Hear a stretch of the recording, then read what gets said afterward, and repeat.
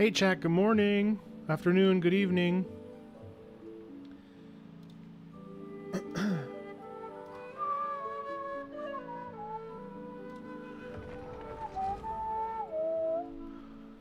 Hi Birth, hi Thorn, hi Headwind, what's up? Bonjour, good morning. You already have timeouts? No way. Hi Hen, how are you? Oh no, where's my glass cleaner?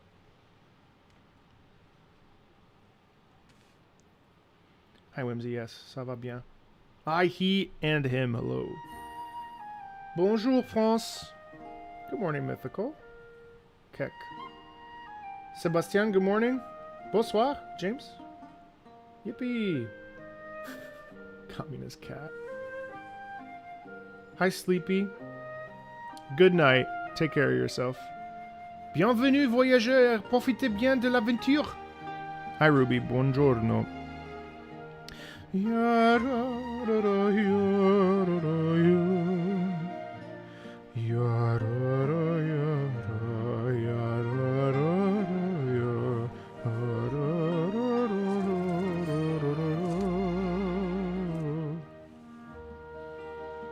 Such a nice ballad. Hi, C. Salut. Mon français est bien? Ouais, c'est bien sûr.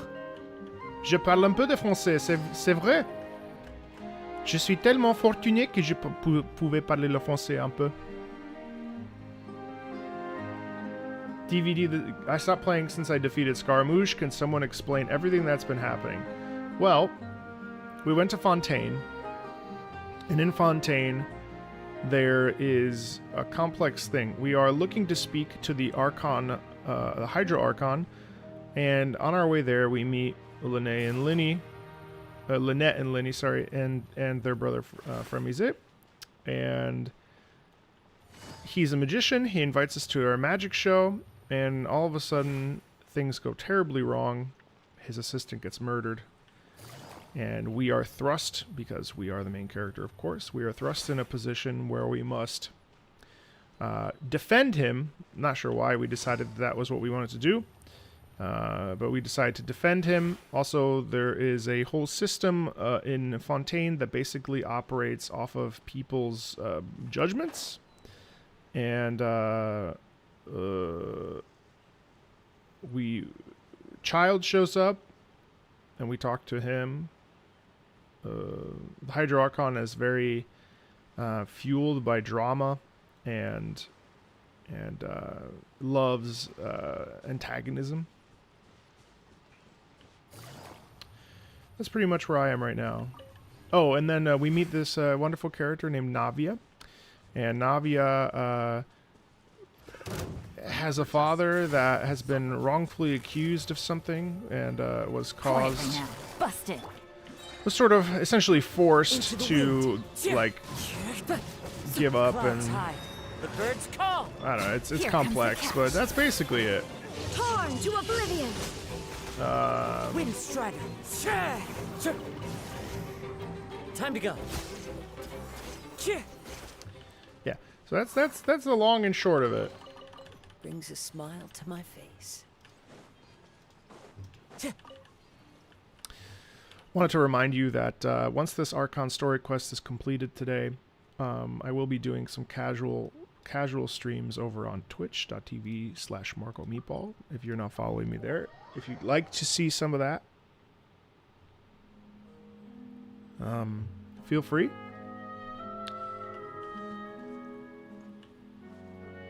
Do I enjoy the music of Fontaine? Yeah, very much. It's very relaxing for the most part, very peaceful, and underwater is really truly something to behold. It's great music. A mixture of lo-fi and like soft rock. It's very interesting, that sort of deviation. And now we've discovered that there was some sneaky stuff happening. Lots of waltzes in Fontaine, of course.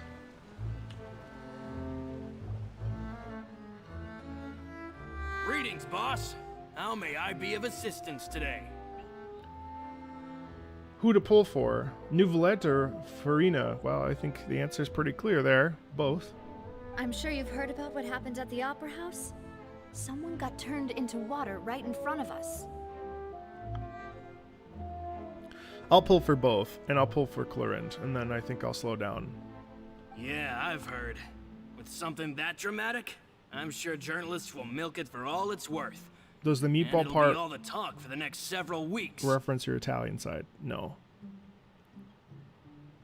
It also reminded me, on the day that the incident happened with my father, it was raining outside, and we found some clothes left at the scene. Oh, and then we also discovered that primordial rain causes people from Fontaine to melt, essentially, which is interesting. After my partner here put the dots together for me, I feel like we should try to reopen his case. Can you do me a favor and try to recall what happened that night? Bye, Whimsy. I figured. Let me think. Mr. Callus was feeling pretty upbeat that day. So he was drinking and bantering away with us at the table. Hello, Danasu. After that, he told us that he wanted to go get some fresh air. So we let him go without thinking much of it. Who knew that we would hear 2 gunshots ring out right after? My first reaction was that Mr. Callus's life was in danger. So I grabbed my holster and made a mad dash toward the scene. But when I got there, it was already too late. Mr. Callus was standing over a dead body with a gun in his hands. All we could do was look back and forth at each other, not knowing what to say. So you also remember 2 gunshots then? Indeed. The guard said that the first shot didn't hit anyone, while the second killed Jacques. But I've never really bought that explanation. Reason being, Mr. Callus had left his gun on the table. I even made sure to confirm that before running to the scene. But according to the guards, that doesn't mean he couldn't have had other guns on his person. About the clothes left at the scene that you mentioned, do you think there was a third person there who was turned into water? It's very possible. At least from our perspective, my father had no reason to kill. So he would also have no reason to bring an extra gun with him. The gun he was holding probably belonged to Jacques, or a third person on the scene. Yeah, that makes a lot of sense. So you're saying Mr. Callus ended up with the gun because he seized it from one of the other guys? But hold on. If that's what had happened, then why didn't he share the truth with any of us? He didn't even want to face the Oratrice machine, and chose instead to prove his honor in a duel. Did he lose all faith in the courts after seeing someone dissolve right in front of his eyes? What the fuck? Some of these comments. About that, Malouse told me a thing or two. So, I think I can understand why he committed to the duel. I'll tell you everything once the whole truth has been revealed. I understand. Then I'll leave Mr. Callus's honor in your hands, boss. And if I may just say one more thing. The whole Callus the Unfaithful epithet has been a thorn in my side since the day it was invented. Many people have laughed at me for still calling him Mr. Callus. I believe Even after Florent. so many years have I don't passed. feel like Florent is But real. it was Mr. Callus's trust that allowed me to rise through the the ranks of mole. Spina di Rosula and live the life I lead today. No matter what others might say, he'll always be the man I respect the most. And he'll always be my boss. Don't worry. I will definitely find the truth. You and all our other comrades at the Spina deserve to know the truth as well.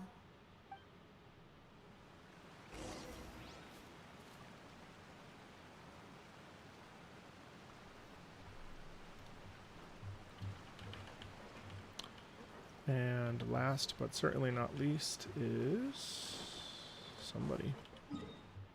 Somebody that is not here. Shum, boom, boom, chum, boom, chum, boom, chum, boom, chum, boom, chum, boom, chum.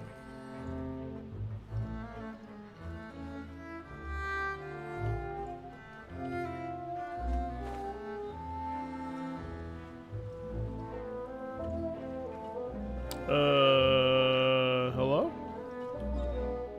Shouldn't there be a marker?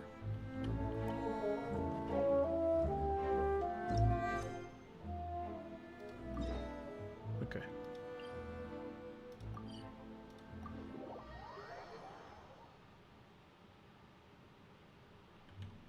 Time to go.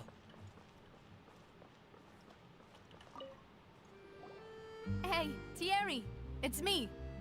Oh, now, what brings you here, Miss Navia? I've heard that you made quite the name for yourself at the Opera House. Oh, so you've got news of that already. Oh, okay. Hey, I'm also a member of the Guards, you know. The way you make it sound, people would think I was sent off to Poisson because I had done something wrong. Are you sure there isn't a little bit of truth in that? Under normal circumstances, shouldn't you have been called back to the city already? I mean, where I work is really up to me. Let's just say I enjoy the ambiance of Poisson. Callis did a fantastic job running the town, building Spina di Rosula from the ground up and clearing many obstructions in my way. It would be next to impossible for me to find a similarly easy but high-paying job in the city. Anyway, enough chit-chat. Are these two friends of yours? You, here for some formal business? Ah, yes. These two are my partners. What happened at the Opera House made us realize that Linny's case and my father's may be related. We're trying to reinvestigate the details of my father's old case. Ah, I get it. You think there might be more to the case now that we know people can be dissolved into water, right? I was also flabbergasted when I first heard of it. If you want to go through the original files from your father's case, I can help you look for them. That'd be much appreciated. Thank you. Actually, I have another question. Do you have the authority to dispatch Gardamex? Of course. Without them, I couldn't possibly handle Poisson on my own.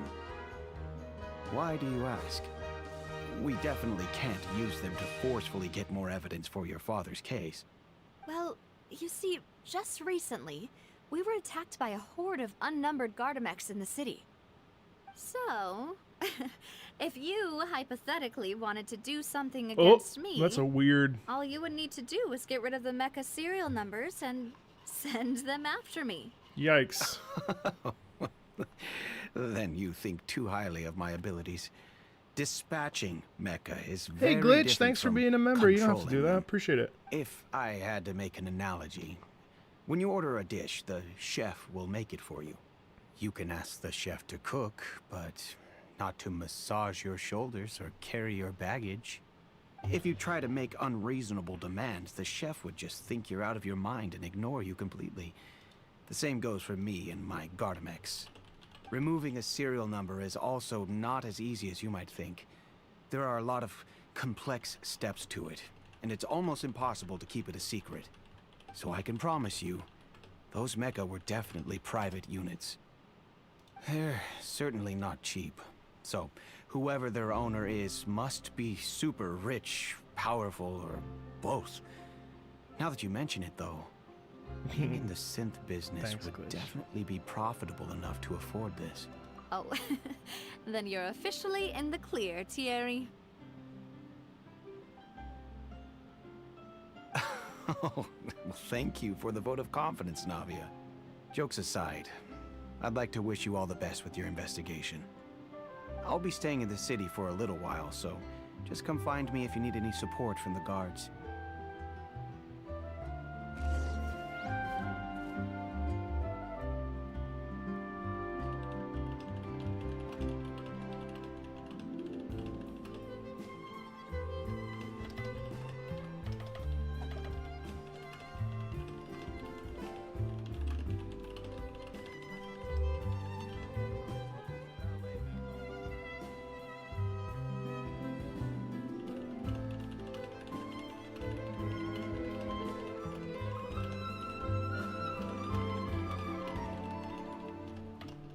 This scenery is wonderful.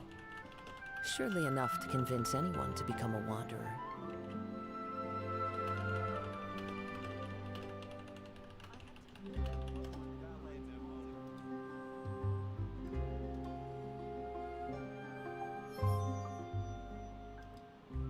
It'd be easy to assume that it's Thierry, honestly, because it just makes sense. You know, the person that has control of the guards and so on and so forth.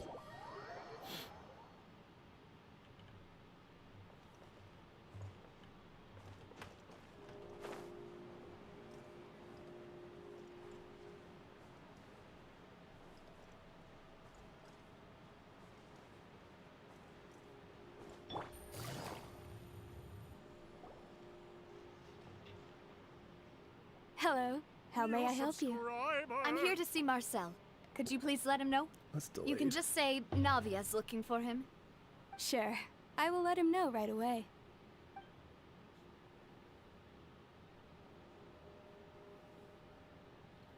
Ah, Navia, hello. Sorry to keep you waiting. I'm not as young as I used to be, so my legs are giving out a bit. Oh, it's all right, Uncle Marcel. There's no need to stress. I just wanted to talk to you briefly about what happened in the Opera House. I'm sure you saw everything too, right? Yes, I've never seen anything so strange. Oh, you were at the Opera House too? That's right. I went there with Navia to see the magic show. Who knew it would turn into a whole murder mystery? Damn, what if it's I Marcel? also witnessed your marvelous sleuthing work. Quite impressive. To beat the Hydro Archon at her own game on her own turf, I can already imagine everyone in Fontaine discussing your exploits over a few glasses of wine. Oh, Paimon doesn't want to become the talk of drunkards. Apologies. It's just how Fontaine is as a nation. Everyone loves drama and theatrics. Uncle Marcel, you've also noticed that other thing, right? The fact that humans can dissolve in water? Yes, I was reminded of your father's case right away. Is that what you're investigating now? Exactly. I still don't have much solid proof, but I can sense that the other side has already begun to act. Oh, and what makes you say that? We were attacked on Araneus by some unnumbered Gardamex. And there was also an attempt to get me to drink water from the primordial sea. If not for the vigilance of my partner, I probably wouldn't even be here talking to you right now. Oh, you're giving us too much credit. Wasn't it you who protected us? Alas, it seems things are heating up again. The peace that Callus sought so dearly will soon become a thing of the past. But rest assured, Navia, Poisson will always remain a safe haven for you. If you're scared, you can always return there. If anyone dares to lay their hands on you there, the Confrérie of Cabrières will use its funds to the last Mora to bring them to justice. Thank you, Uncle Marcel. But I don't intend to go into hiding. I'm going to strike while the iron's hot. Do you have any new thoughts on my father's case? About that. Sorry, my age is catching up with me, so it'll take me a while to recall my memory.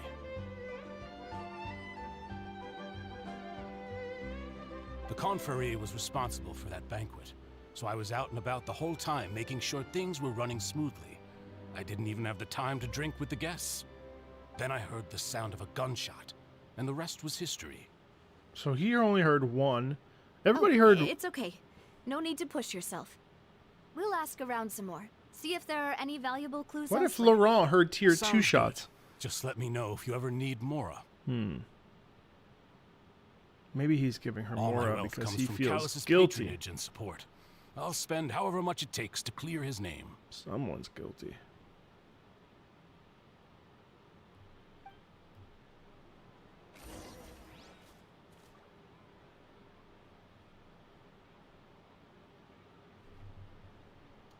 Also, why does he remember so little?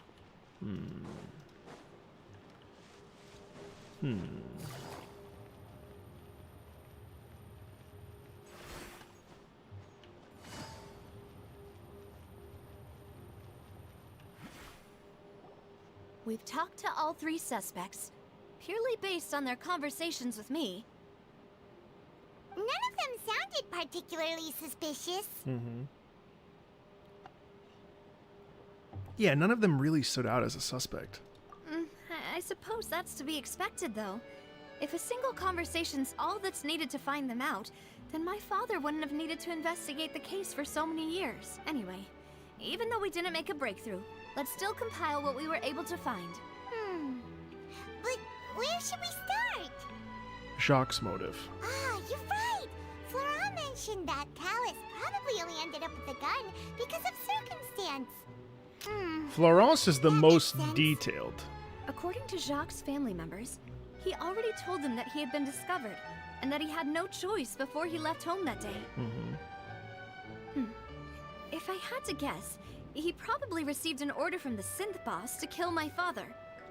Had he refused, he and his family's lives would have been forfeit. So, Jacques fired the first shot?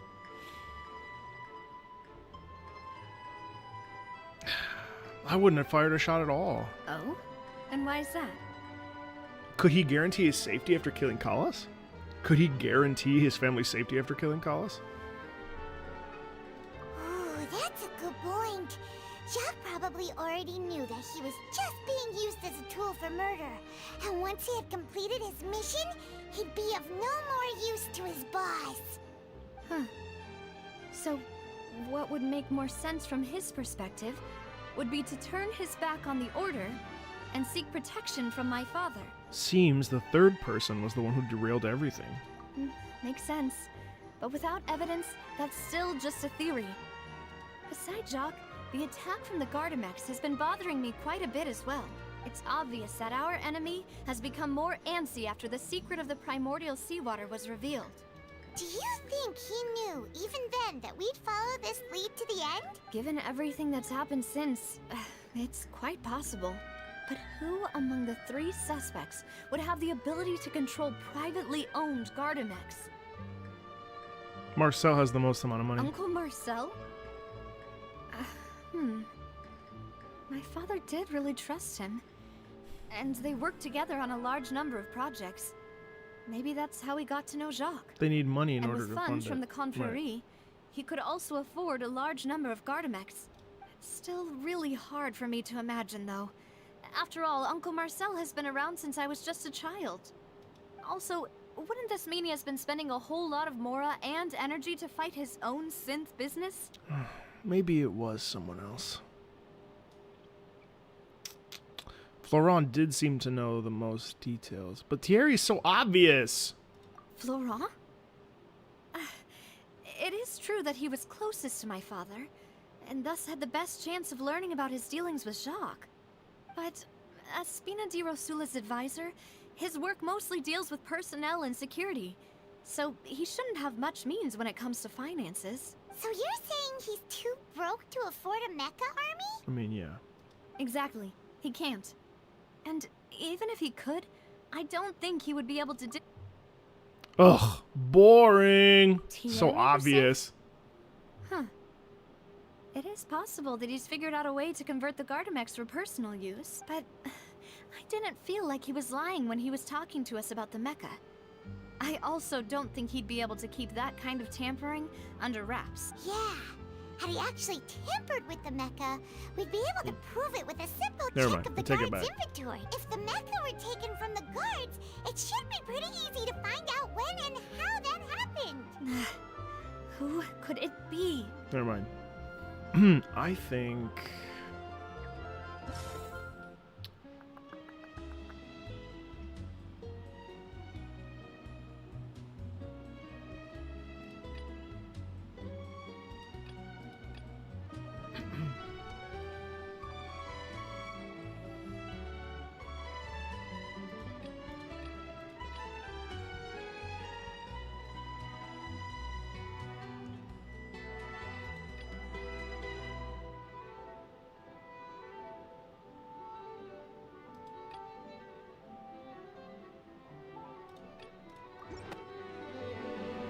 You know, if you think everything through, Uncle Marcel is indeed the most suspicious. Man, of that them makes it all. even more tragic for Navia. Someone she trusted that much to be an uncle. Malus didn't know about the people turning into water thing when he narrowed it down to these three, did he?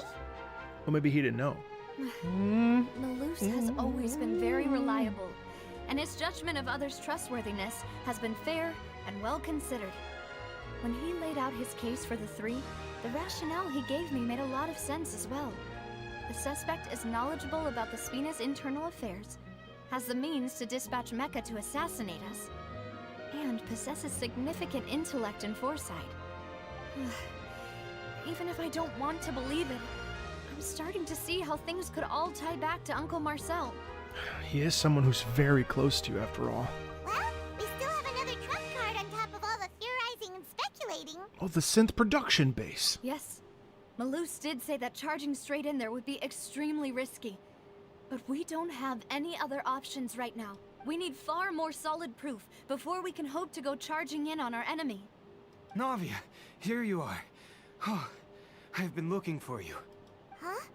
Aren't you the guy from the guards? Did something happen? Yeah. News came from Irenaeus just after you left. We've got another trial on our hands. Wasn't that place built specifically for holding trials?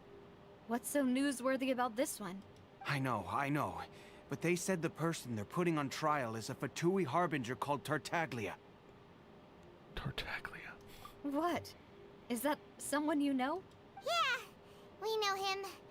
Maybe even a little too well. Well, he's been accused of being the true culprit behind the serial disappearances case.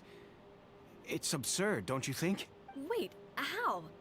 None of our investigations have had anything to do with him. That's what I thought was strange about it, so I came to tell you the news right away. If the charge against him stands, then it'll be next to impossible to get the guards to support any of our planned investigations. Right. Because they'll think they've already found the culprit. Yeah. And it'll be a lot harder then to clear Mr. Callus's name. I understand. Well, partner, what do you think we should do? We still haven't found any conclusive evidence. Starting to think there's some prejudice against the Fatui. Huh? Split up? What do you mean? Just as expected of my partner. Since this is a trial about the serial disappearances case, the culprit's attention will be focused on Irenaeus, leaving his home base wide open. You're right. This is our best opportunity. All right then, let's do this. I'll stall them at the Opera House and charge Marcel as the true culprit. I won't have any chance of making that charge stick, though, unless we find more evidence. It'll be up to you to make it back in time and hand the decisive evidence to me. Leave it to me. We'll help you, just like you helped us in Lenny's trial. Demoiselle, please allow us to accompany you. I'm ready. Ah, Malus, Silver, when did you two get here? We heard that you'll be leaving Poisson and figured that you might require our assistance. It's our hope that your confidence will be bolstered with the two of us by your side. Thank you so much. Then, let's make haste for Irenaeus. Paimon, Traveler, I'll see you at the Opera House. See you then!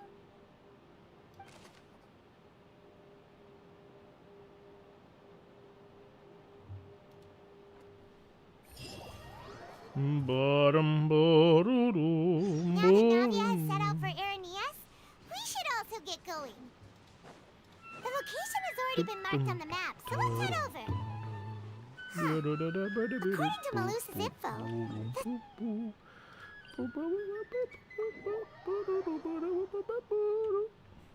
Really? let's go and try to find the entrance.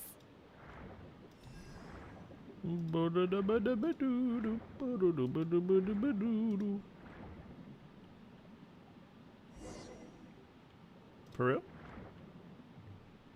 Finally found it! Huh. So this is the entrance that leads to the synth production base.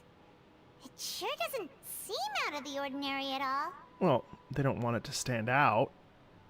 Yes, but I'm sure what we find inside will be extraordinary. Ah, you're right. An important place like this is bound to have a ton of protective measures and mechanisms. Navia's probably arguing up a storm right now to stall for us.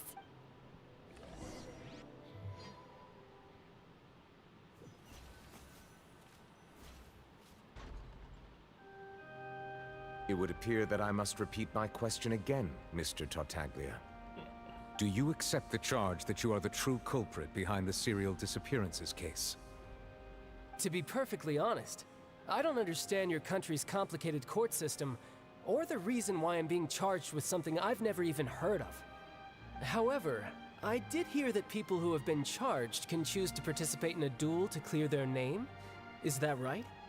In which case, as long as I accept the charge, I can have an all-out fight with that champion duelist Clorend, right? I've got to admit, that's one of the most enticing offers I've ever received. When I privately sparred with her last time, she was obviously holding back. Real disappointing. Hey! Don't you understand? You're currently the prime suspect for a major case. This isn't the place for you to be looking for fights. Oh? Sounds like the Hydro Archon wants to lecture me on the ways of the Opera House. Then why don't you duel me too? I'm the kind of student that learns best in the heat of battle. Without your vision? No. That's not what I meant. Alas, it would appear that communication with the defendant is going poorly, and we have made very little progress. In that case, let me explain everything from the very beginning again. The goal of this trial is to determine the culprit behind the serial disappearances case. That case had nothing to do with him. You've got the wrong man. Huh? What's going on? Why is she interjecting again? I told you it couldn't be one of the Fatui Harbingers. Miss Navia, this is the second time you've interrupted the court proceedings. I only tolerated your behavior last time because you were able to provide the court with a key eyewitness. But that was an exception rather than standard court protocol. I can very well charge you with contempt of court for your interjections. Oh, please. Did you ever think I had any respect for this place's pointless theatrics? We can put that discussion aside for now. I'm not here to argue with you. I'm here to charge the true culprit behind the serial disappearances case. And if my charges prove true, then Tartaglia here will be proven innocent by default, correct? Oh, a young lady has charged in and offered to clear my name. How fascinating. Well, I'd gotten half bored to death by all these rules and procedures anyway, so I'll take you up on that offer. So, Your Honor, is there nothing else for me to do now? You may take a seat for now in the audience, but that doesn't mean the suspicions against you have been lifted. Now then, Miss Navia, who is the person you would like to charge instead? That person is...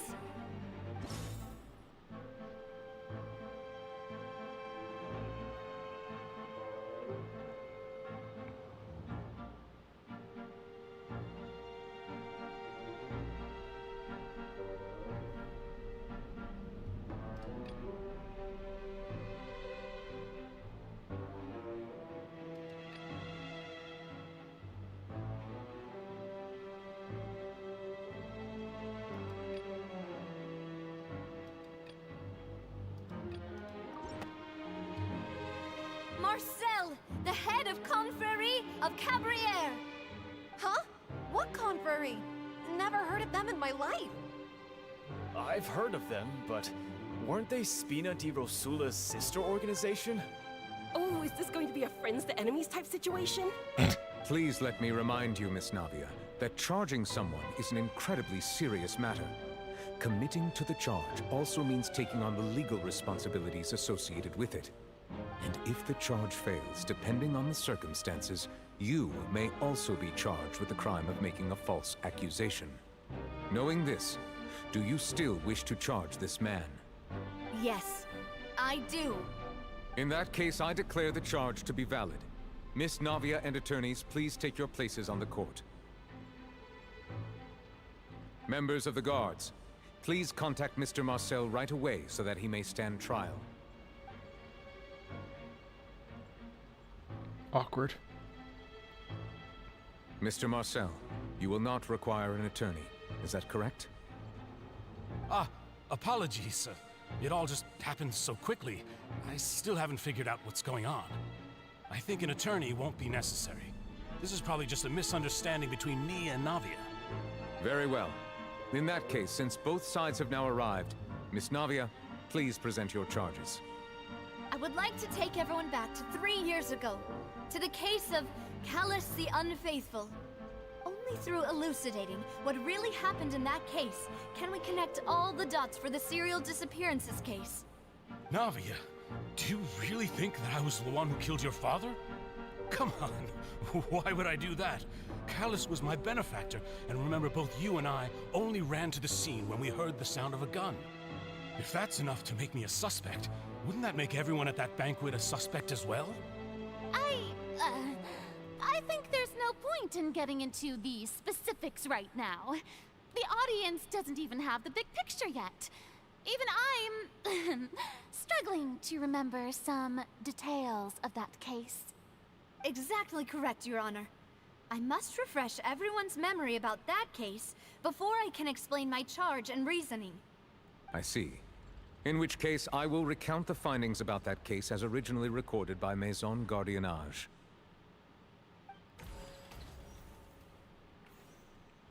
On the day of the murder, Spina di Rosula hosted a large banquet in a countryside estate owned by the Confrérie of Cabrières. During the banquet, all attending guests heard 2 gunshots from the courtyard. Right. When the guests arrived at the scene, they found the primary suspect, Callus, holding a gun, while his acquaintance, Jacques, lay dead from a gunshot wound. The guards' investigation did not recover any other firearms from the scene. As a result, they concluded that the suspect's first shot must have missed, while the second must have taken Jacques' life. The suspect did not dispute this conclusion, and also declined to defend himself in court. Instead, he chose to prove his innocence through a duel. Callus was defeated by champion duelist Clarand in the ensuing duel, and soon succumbed to the injuries. These are the known facts about the case. The one with the motive to kill was Jacques, not my father. And even so, Jacques still had no reason to pull the trigger. In truth, the third person shot Jacques first, and was shot in turn by my father when my father seized the gun from him. After that, the true culprit turned the third person into water, erasing all traces of him from the scene. Thank you for the summary, Your Honor. Of course, the guard's conclusion appeared quite sensible to us at the time. However, we should revisit the case now that we've gained new information about the abilities of water from the primordial sea.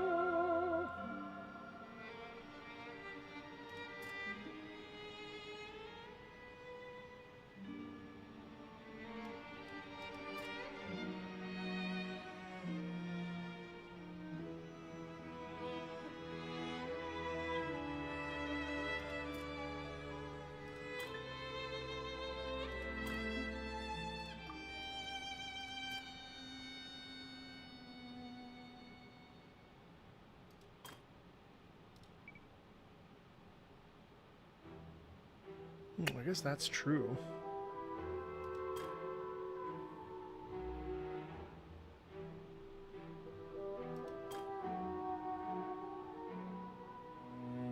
That's true. That's a fact.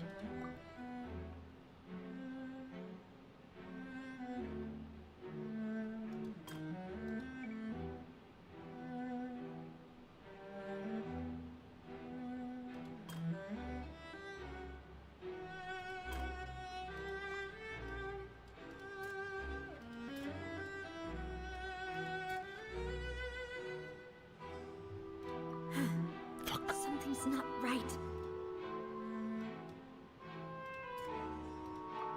Fuck!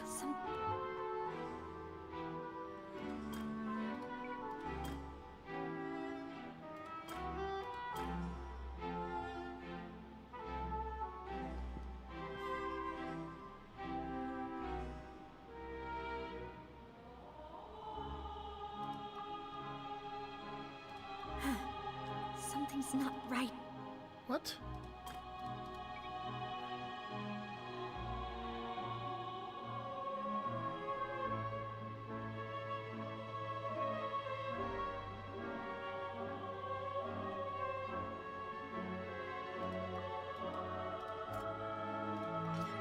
This assassin first shot Jacques, then turned to shoot Callus, only for Callus to wrestle the gun from him and kill him instead.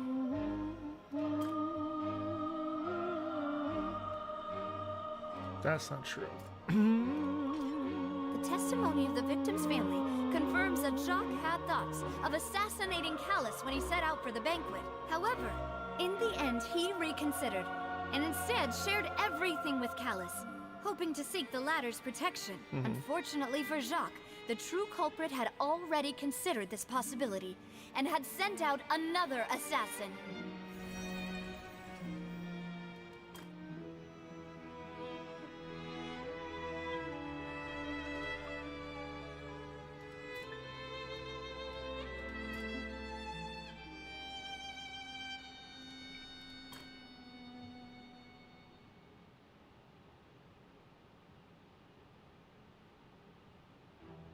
I don't know why he did that though. Why would he like just not?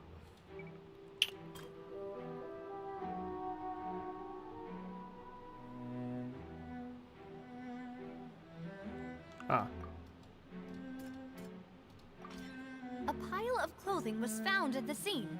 The guards once believed they were used by Jacques as a costume to disguise himself. But now, it is clear that the clothes were proof that there was a third person at the scene, and that they were turned into water after committing the murder. Since it was raining that day, the culprit was confident that they could use the rain to wash away all traces of their dissolved accomplice. Realizing this, the true culprit caused the hired assassin to dissolve into water, leading everyone to believe Callus was responsible for Jacques' murder. This is the true version of events. But why? I still don't know why he would just.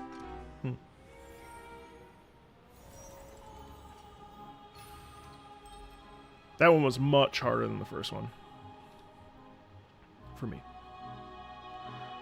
So that's what happened. Wait, you're telling me something as dangerous as water from the primordial sea has been used for all these years? What a great theory. It also explains Callus's and Jacques' respective motives. I guess they didn't shoot each other after all. Mr. Marcel, you are the one being charged with the crime. You should provide a rebuttal if you wish to prove your innocence. Ah, but I think I agree with everything Navia just said. In fact, there was nothing in her speech that directly implicated me. Then, may I ask some questions? In my opinion, we primarily need to determine two things. One, do you have the evidence to back up your claims? I'm afraid not. At least not at this very moment. Boo! If you don't have any evidence, you should just go home! I may not have the evidence with me, but I know where I could go to collect it. If we look up the deserted clothes against a record of people who went missing around the same time, we should be able to find a match. Considering the serial disappearances case, the guards probably kept careful records of all missing persons from around that time, regardless of age or gender. That makes sense to me. Monsieur Neuvillette, I would consider this to be a reasonable investigative direction. Why do I feel like Farina's acting a little differently today? Maybe she's scared of embarrassing herself again? Alternatively, she's become more diligent after charging an innocent citizen in the last trial. My second question has to do with the ensuing duel. If the truth is indeed as you described, then why didn't Mr. Callus explain himself in court? If he had testified that a person had been dissolved, he could have at least mounted a defense. I thought about this too, and the answer is actually pretty simple. He felt there were things that were more important to him. The dissolving power of water from the primordial sea is an important secret for the true culprit of the serial disappearances case. My father could have exposed it for all to see, but he chose to take it to the grave. At that time, Spina di Rosula was in dire straits, and his reputation had already been shattered. He had no guarantee that going forward with the truth would allow the culprit to be brought to justice. What was certain, however, was that it would paint a gigantic target on my back. Boss once told me that Demoiselle had already been selected as the next target of the serial disappearances case. What? If the secret had gotten out, the culprit would have fought an all-out war with Espina right there and then. I wouldn't have been the only one in danger. All of us would have stood to lose our lives. Of course, the guards might eventually figure out the truth of the matter and determine that we were in the right. But what good would that do? How can a hollow verdict protect anyone? Had this opera house ever given my father any kind of confidence in its brand of justice, Spina di Rosula would have had no reason to exist. But by staying silent, we retained the ability to deter our opponents and continue the stalemate. I was able to become Spina di Rosula's president, which made me harder to target, as well as giving me more time to grow and learn. And once I have figured out the truth and stepped up to the challenge, I will do what this opera house cannot, and restore my father's truth and honor back to him. So, you mean to say, your father intended to die in the duelist's ring? That's right. Do you have any proof? Of course. All you need is to ask his opponent, Clarand. I don't need your apology, your guilt, or your support from the shadows. You don't have to do anything for my sake. But since he entrusted his will to you, Clarand, you should tell us the truth about his sacrifice. So, during the duel, did you believe that Callus was intending to die? Yes, I did. As a champion duelist, I've fought many battles and taken a countless number of dishonored lives. In my line of work, I've seen all kinds of people give their all for the faintest hope to continue living. Some were determined, others passionate, and some even manic and twisted. Just one look and I can tell if a duelist is hoping to live or if they're looking to die. I hereby swear on my name and honor as a champion duelist that Mr. Callus never intended to leave the ring alive. Since that's your testimony, I have no more questions. It appears there really are good grounds to reopen this case. I concur. However, Miss Navia, you still have not explained the link between your father's case and the serial disappearances case. Right? What she said was fascinating, but kind of beside the point. Wait, weren't they just talking about the serial disappearances case? Of course, Your Honor. The two cases are connected via a matter of timing. In my father's case, the culprit intended to kill both Jacques and Callus. As a result, they planned to act after hearing 2 gunshots.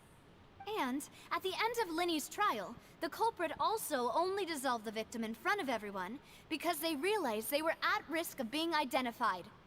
The culprit could only time their actions so precisely if they were already at the scene. But then... Coincidentally, Marcel attended both the banquet and the trial. So that's why you suspected me.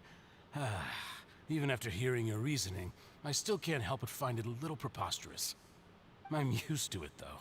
You've always been an impulsive and sentimental child, Navia. It's one of your most endearing traits. No need to appeal to pathos. I won't try to refute your points one by one, but even if everything you just said was true, can you prove that I was the only person present at both events? On top of that, does a person have to be physically present to control the timing? Can't someone remotely monitor the place?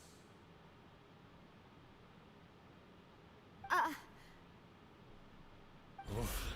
Don't know what she can say to that. I know that even with that, you might still think you can reduce the list of suspects with some further investigations, until I'm the only one left on the list.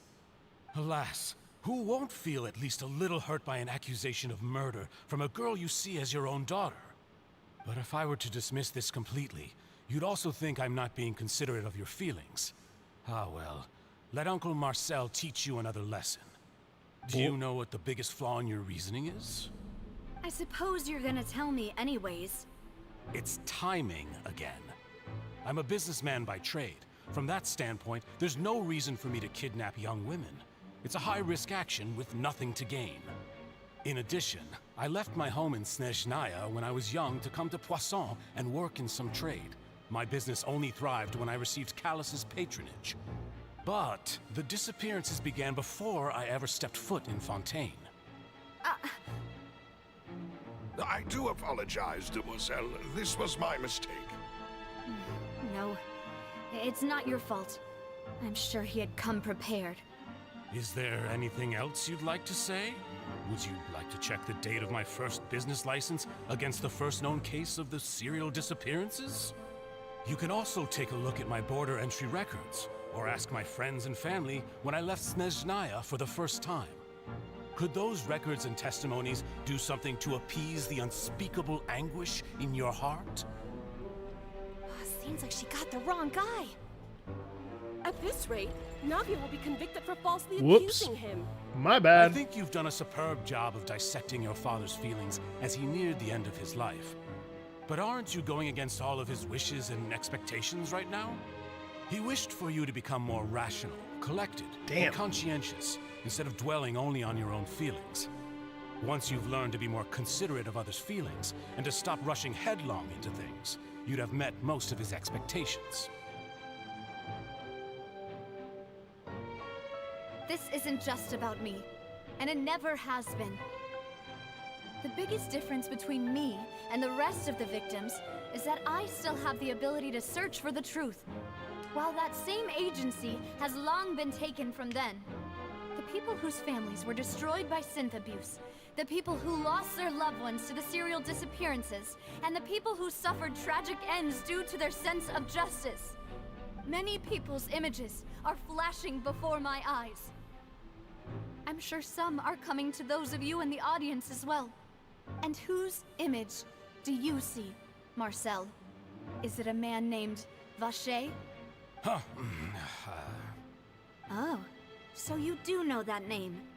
I'm merely surprised you'd suddenly say the name of someone I've never even heard of. I was waiting for you to say that. Ooh, damn.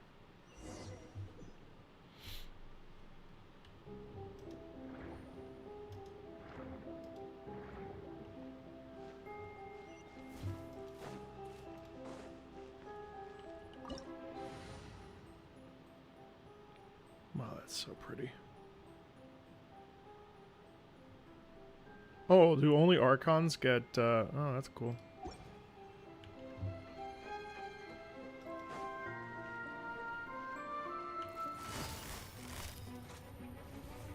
Quietly now.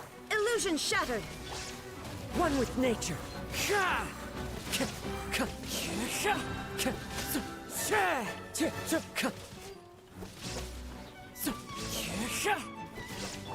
Busted.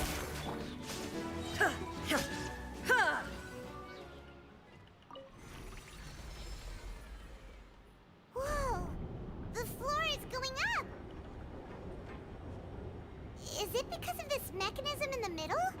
That guy really prepared a lot of stuff for this place.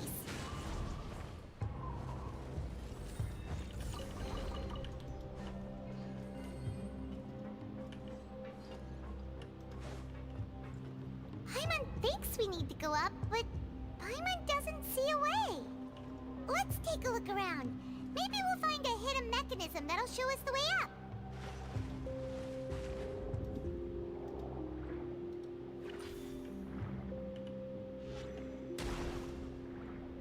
Right, you are, Paimon.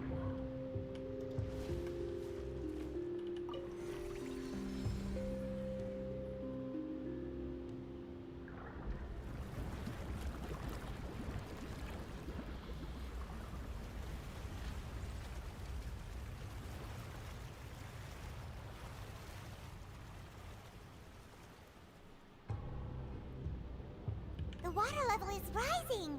Now we can swim to the top. But this is still a ways away from where we need to go. I love how dark this music is.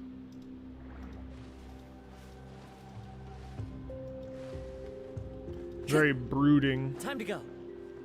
It's fantastic.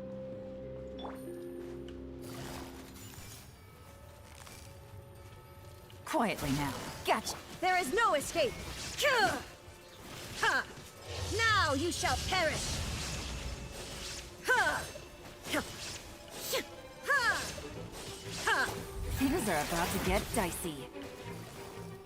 Quietly now. Illusion shattered. Yeah.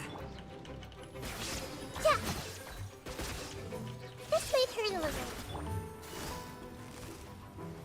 Busted.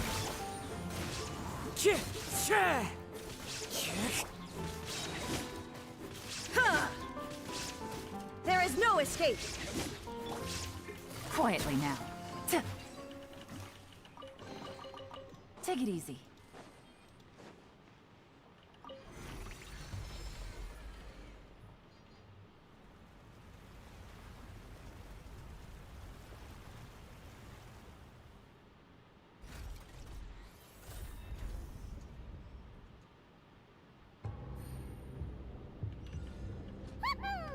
Now the path is clear. Let's go.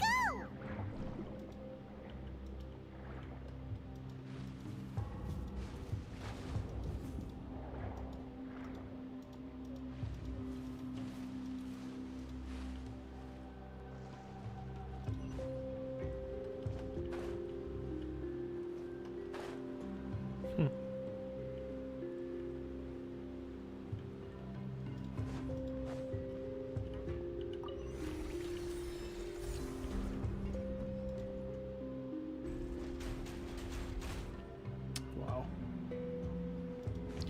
Definitely one of the coolest domains I've ever seen.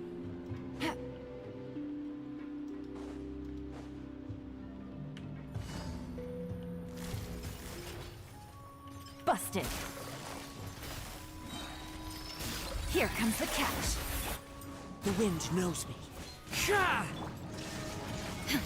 Inazuma shines eternal.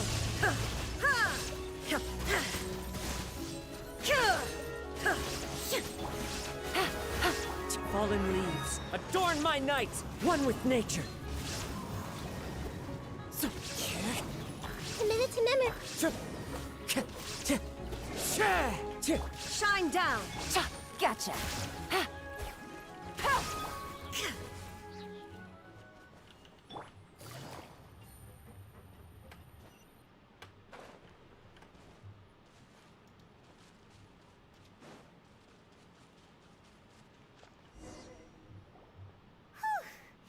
After all that, we finally made it to the innermost sanctum. Though, as expected, the mastermind isn't here. That's right. Then let's hurry up and find some evidence so we can get back to the Opera House and help Navia.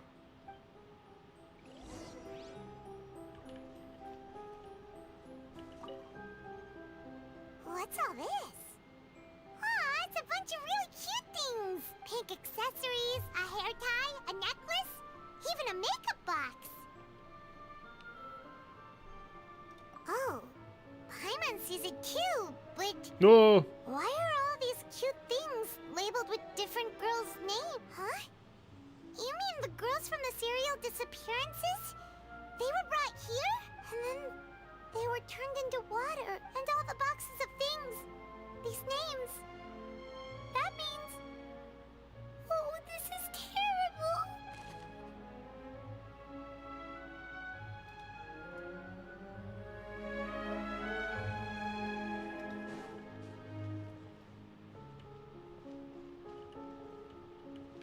There's the primordial. Whoa! There's so much synth here! And so many bottles of ingredients that probably just contain the waters of the primordial sea. Mixing in progress. Ready to drink? Stock sample? Huh. They've also got all the synth pretty clearly labeled. Whoa! There's even fruit-flavored synth? Yep, it's super obvious. Try it, Paimon. Oh wait, nothing will happen. What's this over here? Looks like some kind of place for research. Experiment number 16 aims to verify Jacob Ingold's research conclusions on the primordial sea, and use his theory as a foundation to which the experiment was a failure. No individual managed to resurface from the water from the primordial sea. Luna. Female specimens 22, 23, and 24 were dissolved. Jesus. Sorry, Traveler. Paimon will try her best. It's just that Paimon's never read something so scary before.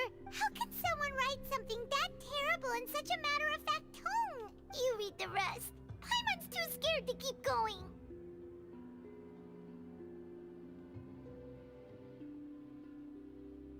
So that's why he did all of these experiments. Wait, did he really think he'd be able to find a way just by dissolving people over and over?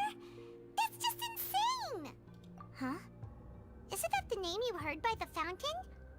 Paimon thought he was an eyewitness in the serial disappearances case. You mean Vache is the one who did all of these... experiments? So that's it! Vache was no victim, but personally took his lover and... No, that's not it either! If that's the case, why would he want people to resurface from the water?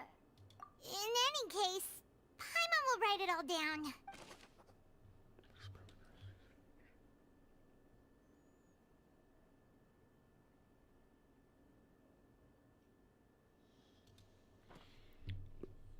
Well, maybe Marcel's been funding it.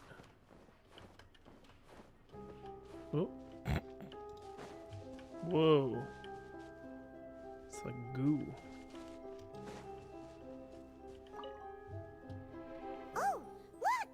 There's an important looking basin over here, and it's full of water! That means this is where they make all the synth! And that special water is the main ingredient! If you dilute it with normal water, you'll get synth, but the pure stuff can dissolve a human!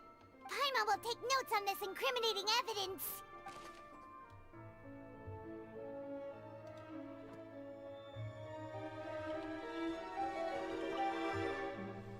Let's see what's written here.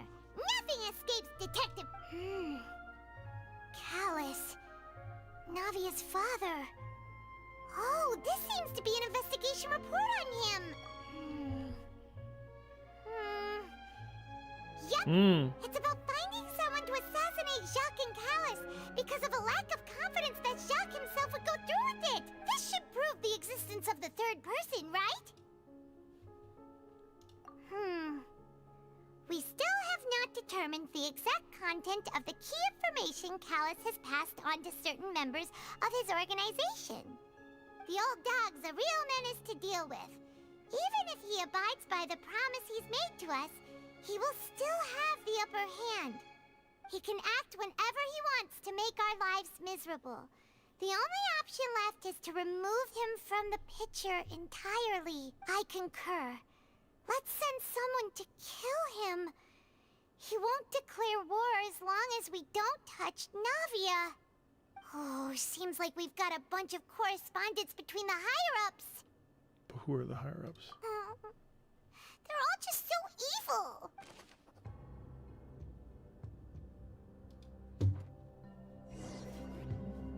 We've looked at almost everything here, and it seems like our theories were spot on.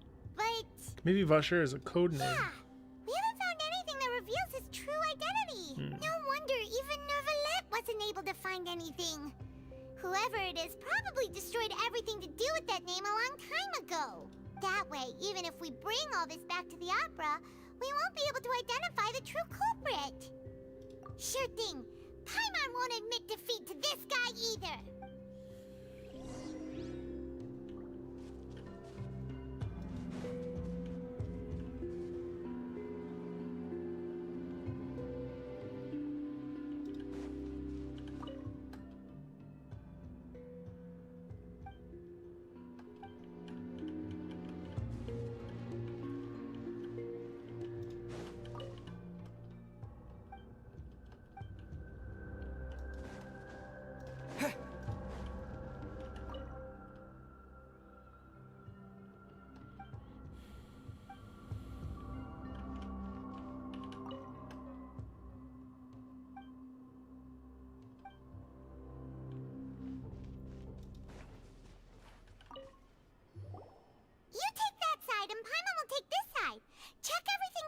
worry.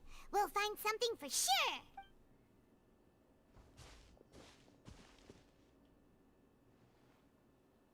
Ugh. Nothing at all. And Paimon can't even find snacks either. What? Whoa, really? Let Paimon see. Vignier. Isn't that Vache's lover's name? Then you found her diary. Let's see. Aw. It's just a normal diary chronicling their love story. Damn. She was so sweet, too. Oh, Paimon feels even worse for her now. So many! A whole page's worth! But they're all crossed out. Was she unhappy with all of them? The final name she decided on was... That's their son. Marcel. Okay. Marcel is... but Okay. Marcel's pretty old.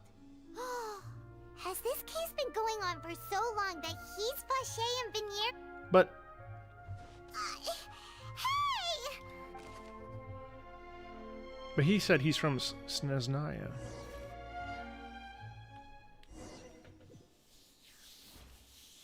And whose image do you see, Marcel? Is it a man named Vache? Huh. Oh. I'm merely surprised you'd suddenly say the name of someone I've never even heard of. I was waiting for you to say that. Navia! We're back! As expected of my partner. I just knew you'd return in the nick of time. Just how often do you intend to flout the rules of this court? It's all right, Monsieur Neuvillette. Given their confidence, I expect they've found the crucial evidence.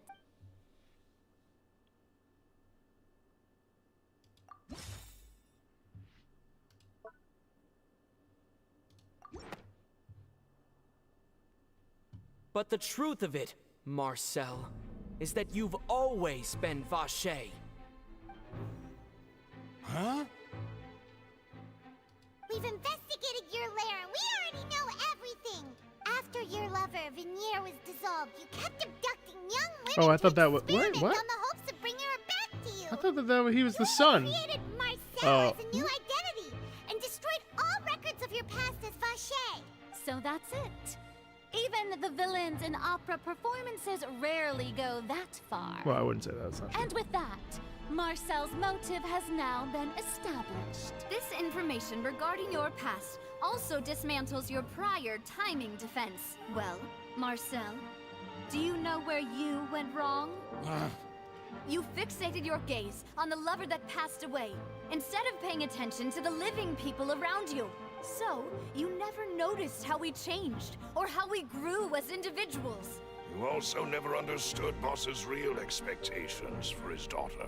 Or our determination to see things through. Your determination. Mr. Marcel, please speak up now if you would like to defend yourself. Otherwise, the trial will move on to the next stage. Do you really think I wanted to do any of it? Pay attention to you? What for? Have you ever paid attention to me? Ever empathized with my pain? Ever known how it feels to watch the love of your life dissolve right in front of your eyes? No one helped me. No one even believed me. All those decades ago, even the officers why did she from the dissolve? Maison Gardiennage were laughing at me. They said there's no way a human being can turn into water. So I must have gone mad from grief. Vignier's death was brushed away by all of you as if it didn't matter at all. Well, now you know, don't you? Ha! Well, it's too late now. All those who were dissolved are gone forever. You only have yourselves to blame.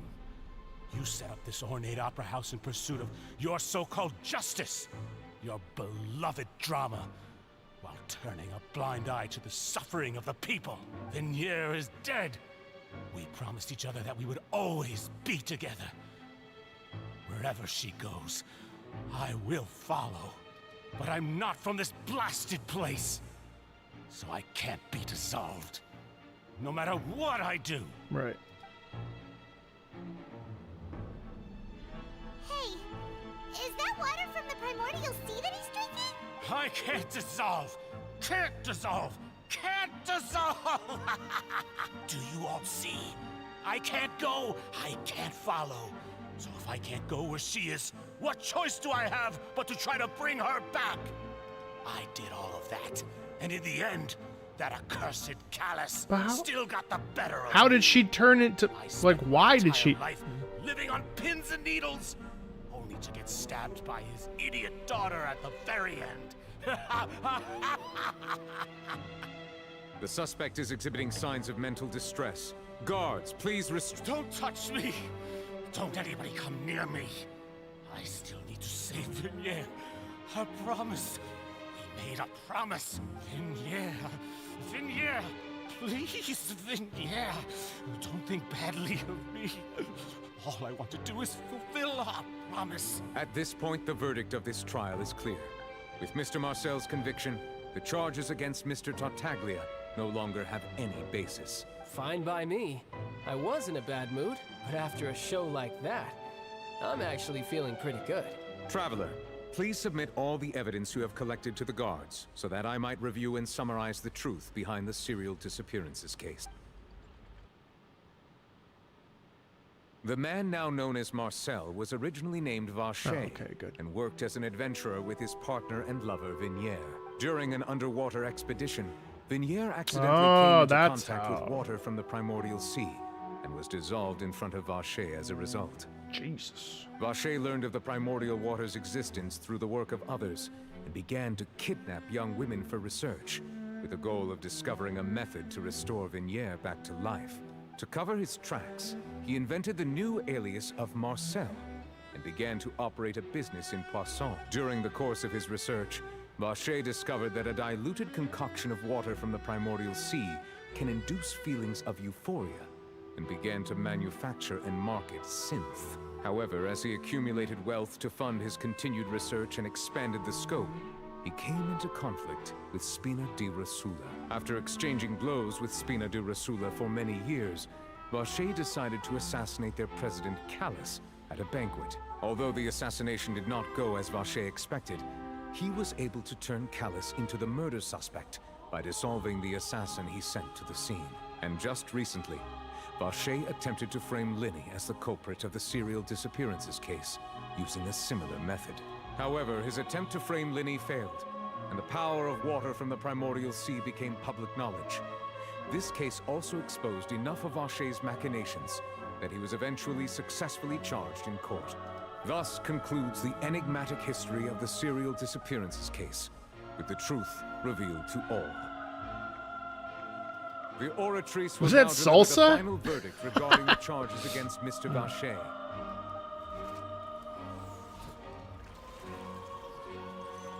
It's so funny that it looks like Star Rail Gotcha Pull.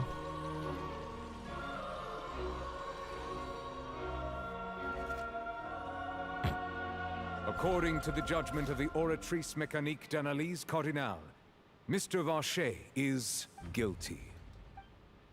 Guards! Take Vacher away. Good. It's what he deserves. With that, the serial disappearances case is over now. We really just witnessed history. Who would have thought the true culprit would be such a polite and well-spoken guy? Yippee! We helped Navia bring the bad guy to justice! He's hurt so many innocent people and now he's finally getting what he deserves. Huh? Are you okay? Demoiselle, you were absolutely brilliant. The day our late boss had always hoped for has finally come. You can rest easy now, knowing justice has been served. Yeah. Yeah. It's finally over. It's all thanks to you guys. And my partner. See, Papa? Spina di Rosula's still doing well with me at the helm. Well now, hasn't this been a most delicious piece of drama? The villain has been caught, justice has been served, past wrongs have been righted, and it's a big ol' happy ending. Since it's been such a great show, I'll just let the false accusations against me slide. Either way, I've still got some business to attend to. So, if you'll excuse me, Please wait just one moment, Mr. Tartaglia. Ugh, what now? None of this has anything to do with me. According to court protocol, since this trial was initiated due to a charge against Huh? you, a verdict must also be made regarding the initial charge before the trial can conclude. That's really stupid. Oh, come on. Is this really necessary? Haven't you already caught the real criminal? Isn't it time for side characters like me to exit stage left? Please respect the laws of Fontaine. This has always been the rule. All right, but this sure is a lot of hassle. All I need to do is stand over there, right? Let's just get this over with. Through evidence presented in the public trial that was just held, it has been established that Mr. Tartaglia has no direct connection to the serial disappearances case. The guilty party has been identified, and thus it is logical to suppose Mr. Tartaglia is innocent of the charges. We now turn to the Oratrice Mécanique d'Analyse Cardinale to render the final verdict on the charges. I was gonna say guilty. It's gonna say guilty. It says guilty! According to the judgment of the Oratrice Ah! Mécanique d'Analyse It Cardinale, says guilty! Mr. Tartaglia is guilty. Ah, finally! Let's go! Drama! Hey! That's not funny! Didn't you just say I'm supposed to be innocent? What's with this verdict? Is your justice machine malfunctioning? Huh? This has never happened before. The Oratrice actually returned a different verdict from the Chief Justice. I mean, have you ever heard of an innocent Fatui Harbinger? Oh. Do you think the Oratrice might have just convicted him on general principle? But weren't the charges about the serial disappearances case? No matter what else he's guilty of, it shouldn't affect the verdict in this case, right? The judgment of the Oratrice Mécanique d'Analyse Cardinale is, by law, the final verdict of the court. We must accept the guilty verdict. Guards, please take the suspect into custody per court protocol. Oh, this is the scene from the trailer.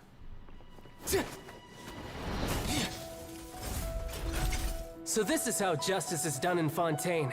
What a joke. You've got your rules.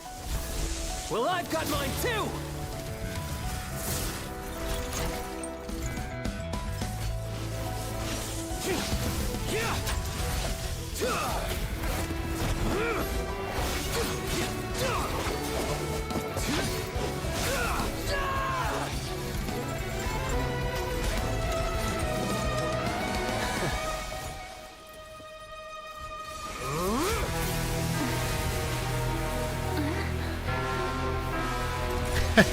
That's pretty cool.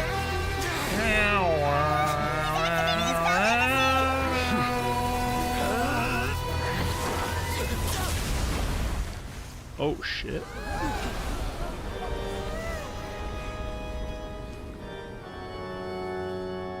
I am sorry. If you have been wronged, we will find the truth. But the rules of the court must be upheld. Damn, he just beat the shit out of him.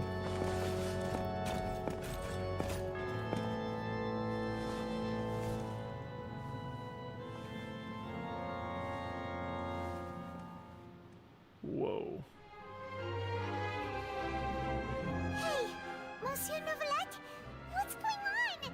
Shouldn't they have been cleared already? Apologies. This is also the first time I've encountered such a situation. However, according to the rules established at the conception of Fontaine's court system, the Oratrice's judgment is the final verdict of the court. All I do is follow court procedure. As for why the Oratrice arrived at the conclusion it did, you should probably ask someone more knowledgeable than me. Why are you looking at me? I had nothing to do with it! I don't know what happened there either! Hey, stop staring at me! What does Lady Farina mean by that? She says she has no idea either? But that's impossible. Didn't she create the Oratrice herself? Yeah, so are the verdicts reliable or not? Can results like this really be called justice? My dearest citizens, did you really think we'd allow an incorrect verdict to be handed out in this court? Did you really believe that the judgment could be mistaken or be the result of some sort of random mishap? Don't tell me. You thought even I had been blindsided by the Oratrice's result. But the way she looked just now, it It was pretty obvious she had no idea what was going on. However, given the state of things, I shall give you an explanation. Everything that just took place, including my supposed shock and bafflement, was a part of an elaborate performance, with every action meant to stir up drama and excitement. And, Love it. of course, Love her. for every performance there is a script. Everything has unfolded exactly as I expected from the very beginning. As the embodiment of the very concept of justice, the Oratrice shall never render an arbitrary judgment! If you thought Child had nothing to do with the serial disappearances case, it is only because you've been blinded by the superficial appearance of innocence. Everything he's done, not to mention the danger he poses, are beyond ordinary comprehension and completely unforgivable! All shall be revealed in time. You will come to understand my noble intentions, as well as the absolute correctness of the Oratrice's verdict. Now, having said that, although I hate to leave things hanging in suspense, it is now time for this performance to end. As the lead actress, I shall be the first to take my leave. Toodaloo! So she chose to make her escape after all, did she? So you're saying we shouldn't put much stock into what she just said? She probably just put on that performance to save face. As for the truth, it's unlikely that she actually has any idea. However, please be assured that I will continue to investigate this case in a personal capacity. Just as I promised, if the judgment has been incorrect, we will do our utmost to clear his name. All right. Even though we feel pretty badly for him, we'll take your word for it for now. After all, he's done plenty of bad stuff. So he should have known he'd go to prison someday, right?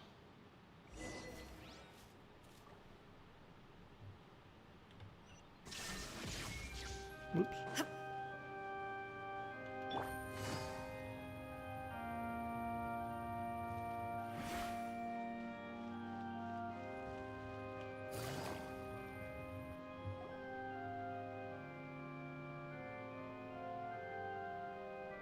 Hey, what are you doing? Quick, stop him! Traveler! Hey! Traveler! Marcel! What are you doing over here? Stop resisting arrest! Cease, or we'll add another charge to the list. No, wait! I just want to ask the Traveler something. I'm not looking to run away. Please, please, just let me ask this one small thing. Go on. Thank you. Thank you. I was being led away when I finally realized something. Where did you first hear the name Vacher? I erased all records of that name. So, unless... Are you still trying to prove your innocence? Give it up. You've already been convicted. Really? You did? You're sure? You met her? But how could that be? How did you manage to do it? The Fountain of Lucine? Then she's been so close to me all along. And I just never... Please give me a chance to talk to her again. Just let the Traveler take me to the fountain to see her one last time. This is the last request I'll ever make in my life. You can do whatever you want to me afterwards. I don't care. What? Give an inch and you want to take a mile? Do you think serial killers get to make requests like that? Paimon agrees. Why should we give him what he wants when he's only done a ton of super terrible things? This request, is it worth as much to you as your life? Of course! Wait, no. It's worth even more than my life. Humans. Will they betray the instinct to live just to satisfy spiritual Well, needs? he's not human. He's not human. He is a dragon. I will grant your request. Holy shit. Your Honor, I fear that... That wasn't accidental. You do not need to worry about any escape. In that case, I shall leave him in your most capable hands, Chief Justice. Thank you. Thank you, Your Honor.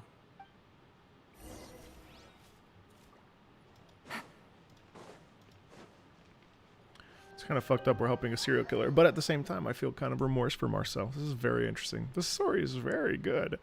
This may be the best story I've played in Genshin Impact. This story is very good. Very little fluff. Very little fluff. I like it. I like it a lot. Is this the place? You said she's here, but what do I need to do to see her?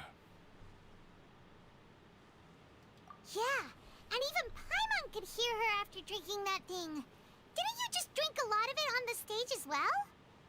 Oh, in that case... Vache! Ah! Yes, that's it! So you heard it too! Vinier, it's me! It's me, Vache! Vache? Vache! I'm here! I'm here! Where are you, Vinier? I'm coming for you. I'm finally here for you. Hey, wait! Be careful! Hey, wait! Vinier, is that you? Huh? It's me, Vache! How? Vinier! How? Vache? Why did you come? Didn't I say? You don't need to look for me. You look a lot older than I remember. How long has it been? It's been more than 20 years. I've suffered for over 20 years since the day you left. All this time, only the thought of bringing you back has kept me alive. Nothing else mattered to me. I must be dreaming. Who would have thought I'd get the chance to tell you all of my feelings like this? Vinier, you are my everything. I really don't know how I could live without you. But Vache, if you ask me, this world would be better off without you. What are you saying? If not for you, I would have finished my law degree and probably Jesus become a top-tier Christ. attorney one day. If not for you, I would have continued to pursue my love of the arts, and my works would have been displayed in the Palais Mermonia itself. If not for you, Probably not, though. I would at least have been able to take care of my mother. And she would not have grown old and died alone, with nothing but the tears on her cheeks. It's all because of your selfishness, Vache. It's all because of you. Fuck! You... Wait, you are not Vinier. Who are you? Oh, shit. You're right. Oh, I shit! am not Vinier. The sacrifices. Every woman who died by your hand. As our bodies dissolved, our consciousnesses flowed back to the primordial sea. Our thoughts circulated endlessly within the primordial sea. And we were no longer individuals. But we became one. Just as streams of water come together. I'm Cressy. I'm Lemony. I'm Azine. The only one I am not is Vinier. Damn! Where is Vinier? She doesn't want to see you anymore. Every tendril of her consciousness is avoiding you. This is what you get for your selfishness. Your selfishness robbed us of our lives and our futures. You said time and time again that you'd do any and everything for her. But did you ever consider whether she'd want to see you do the things that you did? If she would despise you for what you became? You are a liar. A heartless Oh, I love it! I love it! I love it! The only thing you are not is Vinier's beloved. Yes! From the moment your first victim died and her consciousness merged with Vinier's, she has had nothing but pure hatred for you.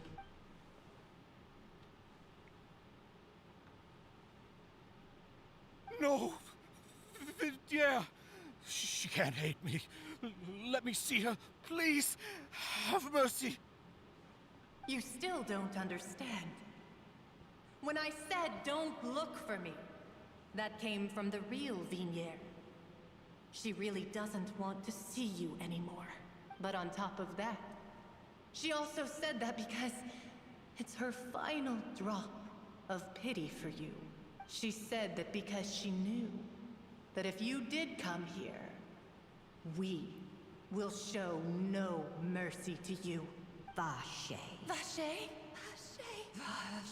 Vache. That was the Shining Girls. That's funny.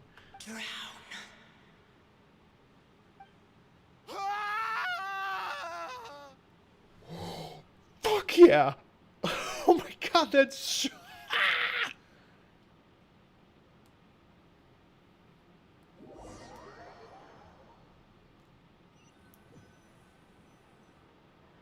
Listen, you all keep saying that Genshin has always had dark moments, but if you can't find them in front of you and you're not a person that goes to look for them, you're not going to think it's dark. Finally, we have some time to do shopping. Gosh, This is some dark-ass shit. A lot of stories don't even do dark stuff like this. If you have to find it, I don't know how dark it really... I don't know. I personally don't agree with that. It's always been dark. Okay, that's fine. But okay, I didn't know that because I haven't been looking for it. But, yes, it has been dark. But I think, like, if you're a casual player who doesn't have time to do all of these lore things or explore...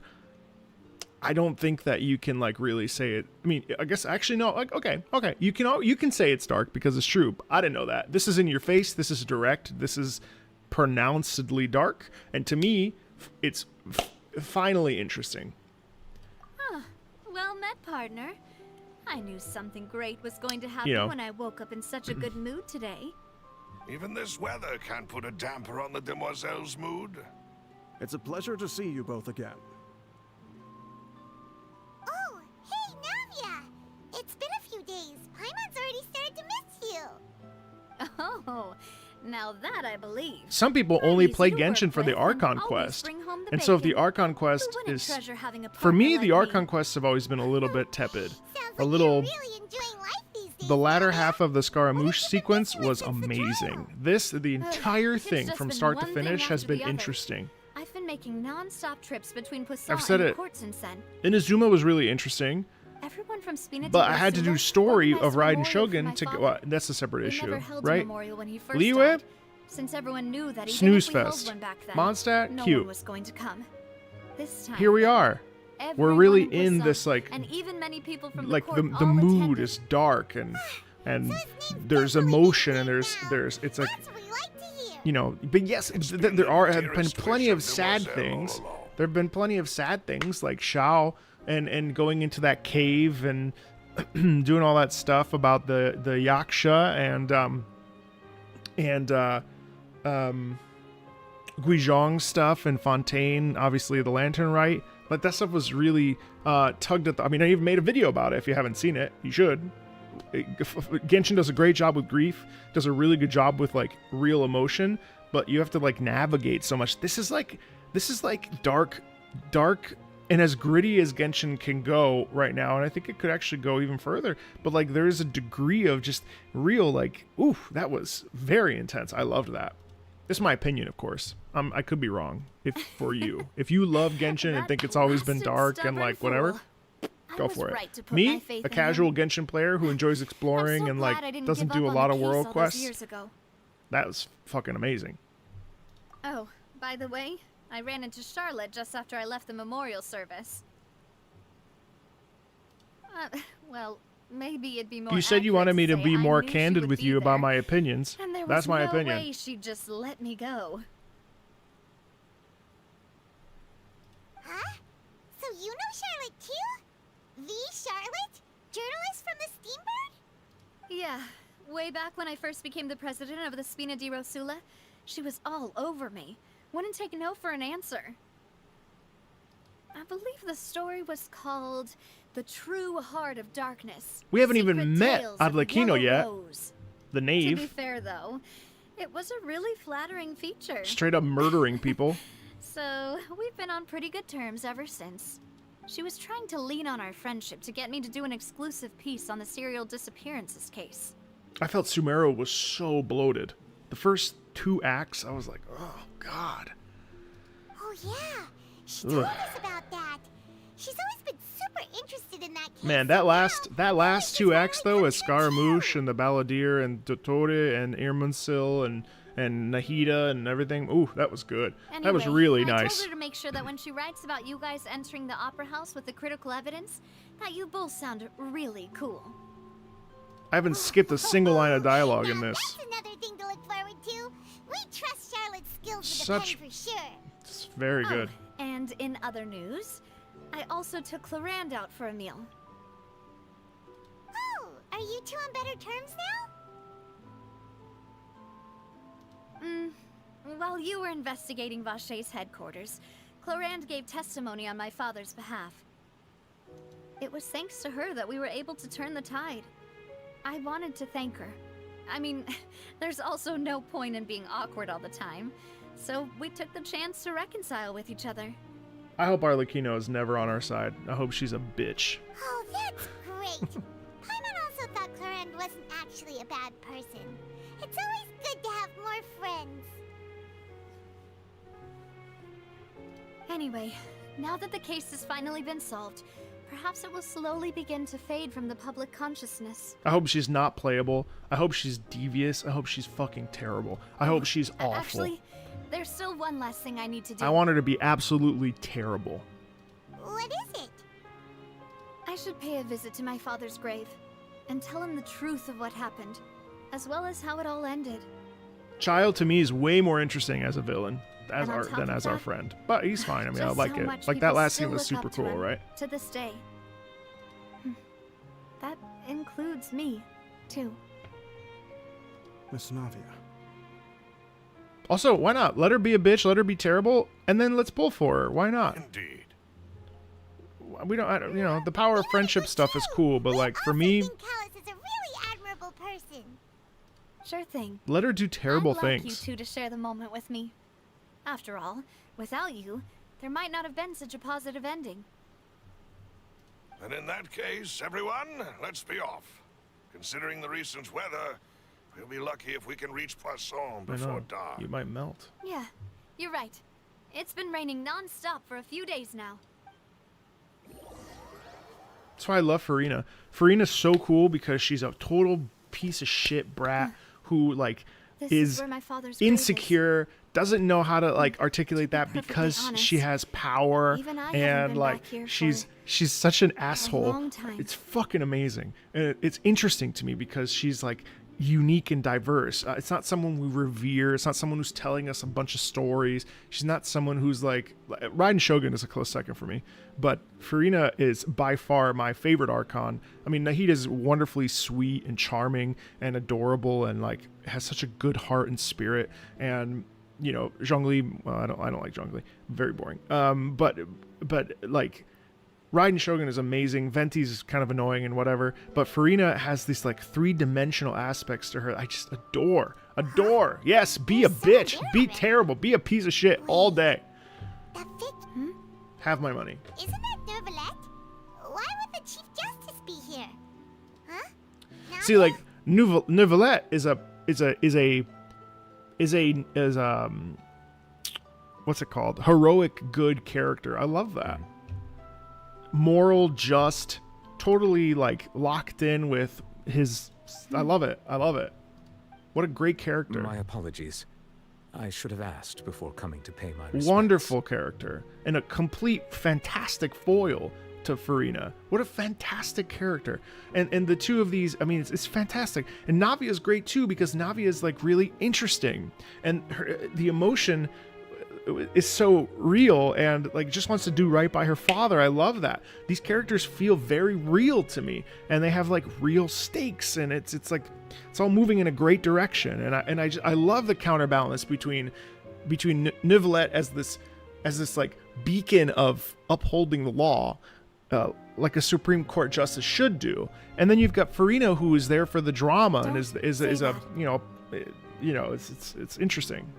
Sorry about that. And their interplay and the respect that Neuvillette has for Callas.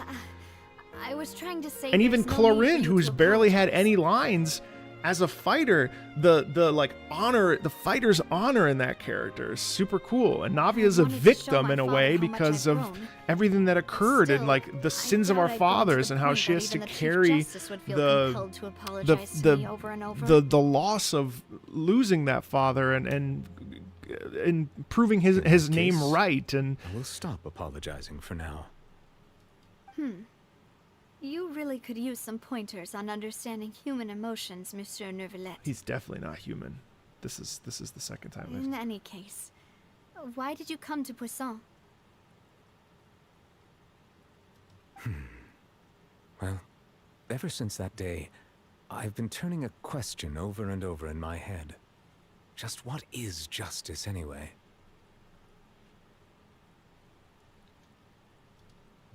There was once a time when I didn't want to believe that there could be anything more important to humans than life itself.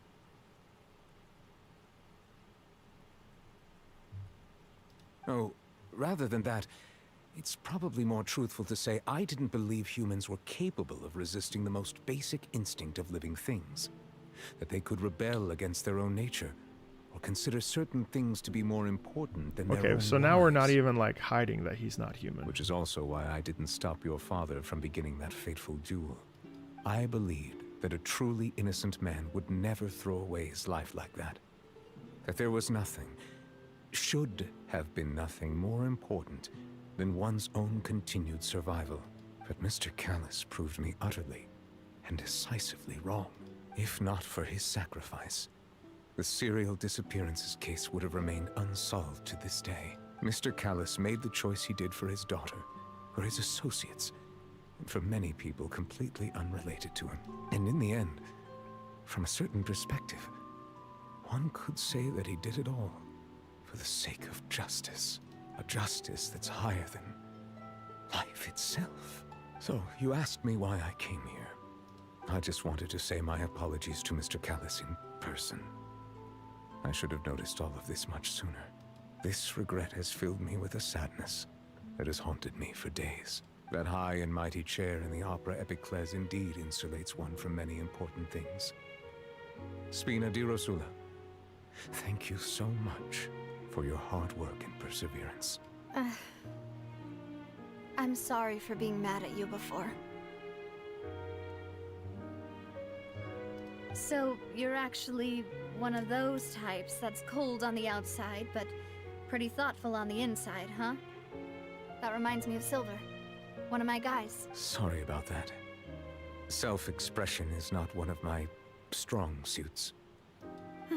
Didn't I just say you don't need to apologize?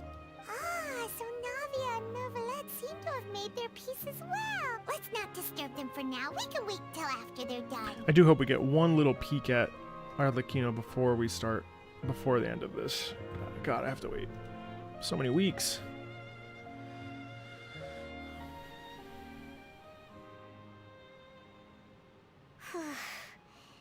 Paimon's never paid respects at someone's grave before. Huh? Oh, Paimon didn't know that was a thing. But Paimon doesn't know what she would do if she can't fly. That's a little insensitive. A lot of people don't know what to do at people's graves. I don't like that. Oh no. Paimon hopes Miss Navia won't be too mad. Anyway, Neuvillette is still standing around there. It's not often that we can catch him alone like this, so why don't we go talk to him for a bit? If we can't talk to Lady Farina, we can at least talk to him, right?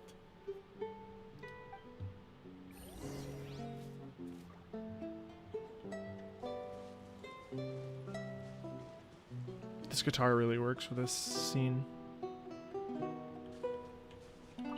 I love that they chose classical guitar there for that. Oh, it's you two. Did Miss Navia invite you to come pay your respects to her father? Mm-hmm. We ran into Navia on the streets today, so we just followed her here.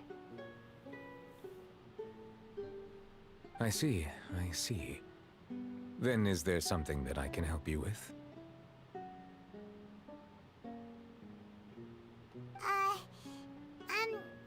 Well, it's pretty hard to run into you like this, since you're usually super busy. So we figured we could try to ask you a few questions, if that's okay. It's not that big of a deal if I didn't talk to Navi, I guess. Please feel free. Though outsiders, you helped us solve one of the greatest mysteries in Fontaine, and it would be my pleasure to return the favor. I also didn't realize that was the very end of this. So, at court, the bad guys referred to that special water as water from the primordial sea, but what is it really? Truthfully, that name is already quite accurate. I can only surmise that Vacher and his ilk only learned of its nature and existence after extensive research. There used to be a special sea on the surface of this planet. The nature of its seawater was rather different from that of the sea we know today. Most of Tevat's life forms were first born in that special sea. You could say it nurtured much of the life on this planet. Huh. So it really was where everything began. How old is he? he? It makes sense to call it primordial then. How did he land in Fontaine? But today, the primordial sea no longer exists on the planet's surface. What Vacher discovered must have been some kind of special case, or a remnant from a truly ancient age. Huh. So that's how it is. Oh, you really know everything, Monsieur Neuvillette. But if that's the case, then why would people, at least people from Fontaine, dissolve in that kind of water? Indeed. Why would the primordial sea, which was known to engender and nurture life, suddenly reverse itself and devour life instead? To be frank, that also doesn't match my understanding of this world and its laws.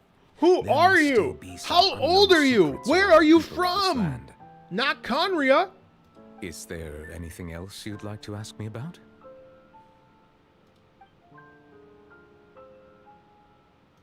That the sea levels will rise and everyone will be dissolved in water, leaving Farina crying alone on her throne, but the sins of the people will be finally washed away for good.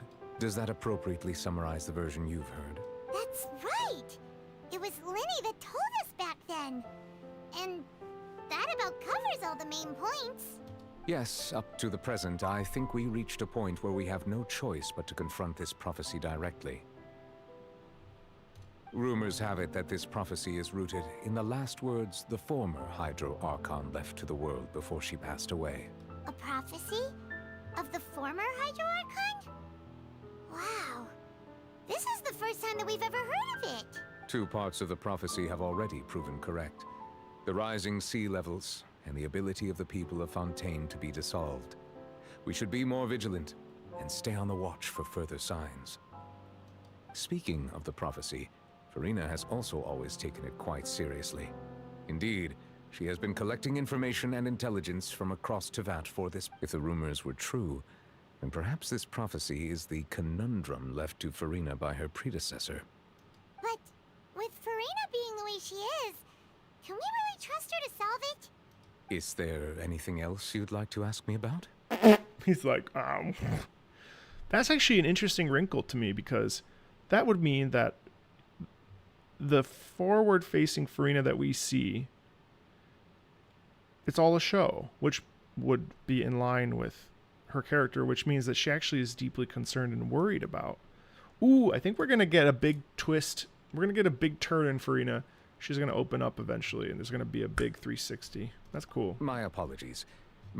However, I still believe the judgment of the Oratrice was not rendered arbitrarily. Huh? But you also said you thought he was innocent. For many years, I have been quite aware that the Oratrice does not simply mechanically repeat the verdict that I give on each case. As a divinely created mechanism, the people's unified faith in the concept of justice is integrated into it. Not only can it produce the incredible power of indemnitium, but it likely also possesses other traits, such as self-awareness. Which is all to say, I have been prepared for a situation like this for a long. Huh. So when Linny told us that he heard a human voice from the room where the Oratrice's core is stored... I was not aware such a thing had occurred. Perhaps that could serve to prove my conjecture. I will add that to the list of items to investigate. In any case, I am inclined to believe that the Oratrice does have a methodology all its own. We just do not have enough information. Hey, when's the next patch? Is it in 6 weeks? Based on Farina's reaction, I doubt even she had any idea what was going on. She managed to bluff her way through it, though. The time-tested twin tricks of bravado and drama. While we do intend to get to the bottom of this, for now, we regret to say that the Fatui Harbinger will just have to bide his time in the fortress of Meripede. If we did incorrectly convict him of crimes he did not commit, we will most certainly compensate him to the fullest extent allowed by the law. This is Act 2. If you ask Paimon, the only compensation he'll want is a no-holds-barred fight with you. Is there anything else you'd like to ask? Your sibling? Another blonde-haired traveler? I'm sorry, but I've never seen anyone who matches that description. If she ever stepped foot in Fontaine, I'm sure she followed our laws to the letter, and had no reason to appear on the stage of the opera Epiclese. Is there anything else you'd like to ask? Very well. It was my honor to provide you with what answers I could.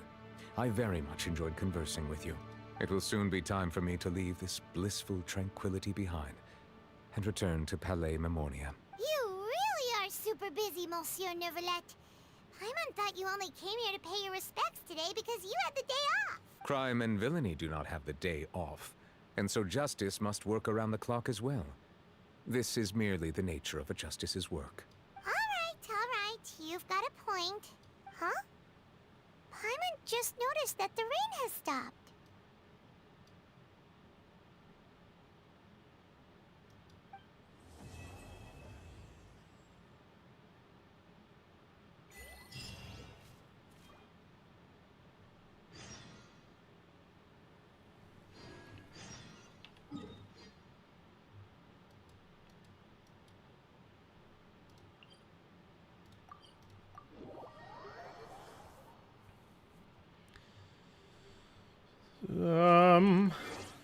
Oh, wait.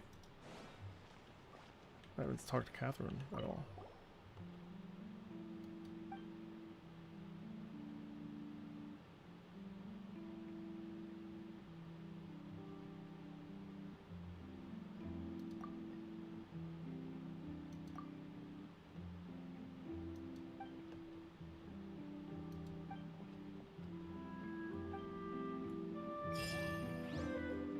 Ad Astra Abyssum.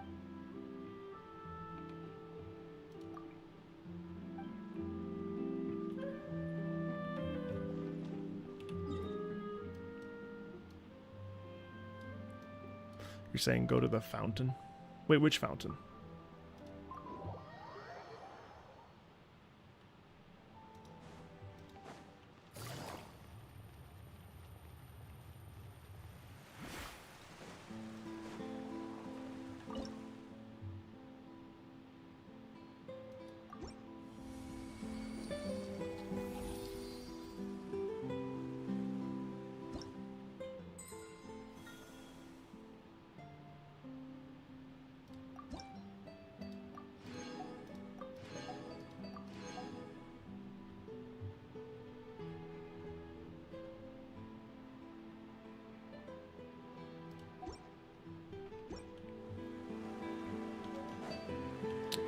Go under the fountain.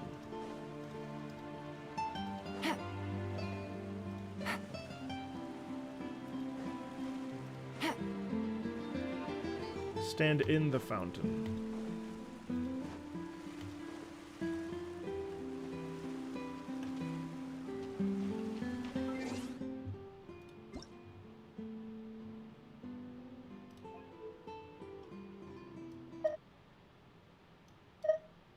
Paimon coming in! Paimon coming in! Is this level okay? Can you hear Paimon? Can it really be an Easter egg if you gotta do all this stuff?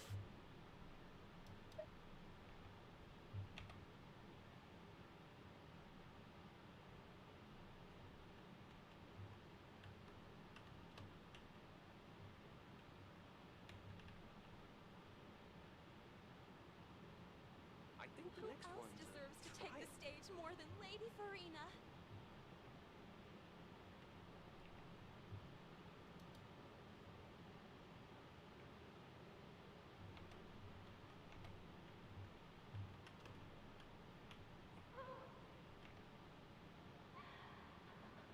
Oh shit.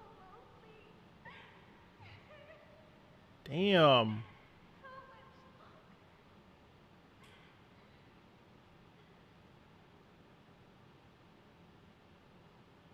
I think the next one is Who else deserves to take the stage more than Lady Farina?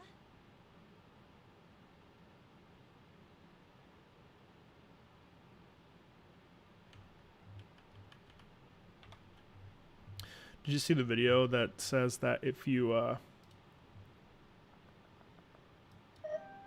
Paimon coming in! Paimon coming in! Is this level okay?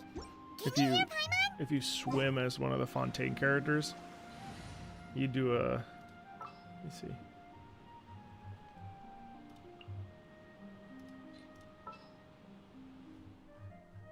You do a swan dive. I think that's what I saw.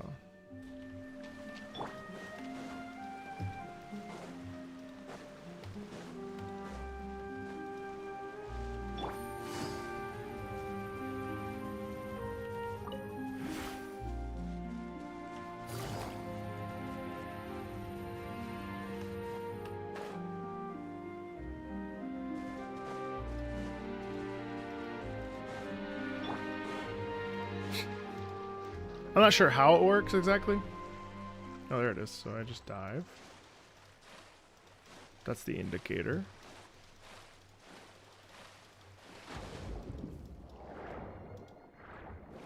Wait, how do I do it again?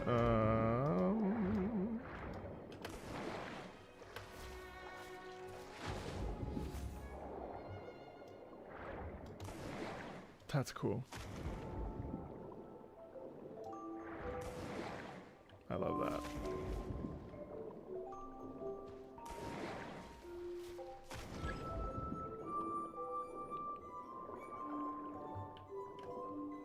That's so fun.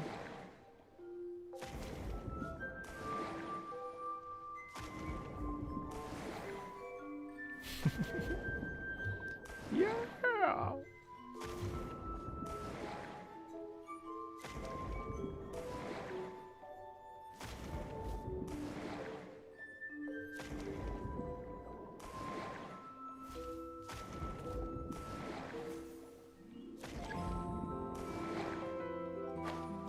Anyway, you ask me, so I'm gonna have a video coming out about my thoughts and impressions on Fontaine, but I'll tell you right now, I would say I rate this at a 9 out of 10.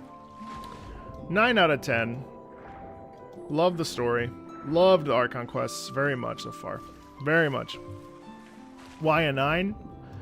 I don't really care for underwater stuff. But other than that, it's great. I'm very happy with the underwater, don't get me wrong. But I'm not like super crazy about exploration and stuff. Ooh. But this underwater is very good.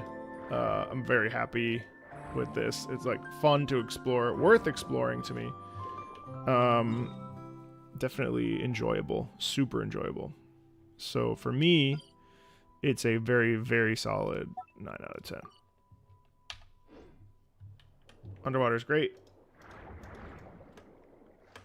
I'm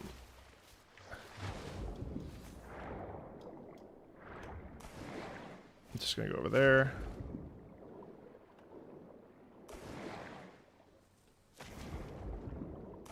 It is a lot of water. I'll give you that.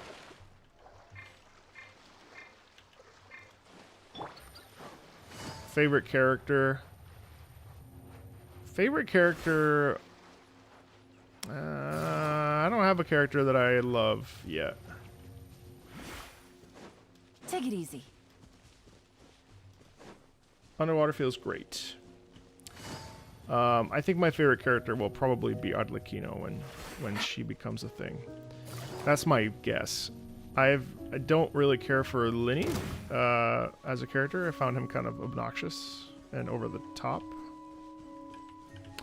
I liked Lynette because she was very like calm, and I want to see more of that. I also want to see Linny not be as like a chest full of valuables, as much of a showman. Potential clues. That'll be something I'm really interested about. no breath mechanic was an enormously good decision. I'm so grateful that they did it that way. That would have been absolutely terrible. I hate underwater levels.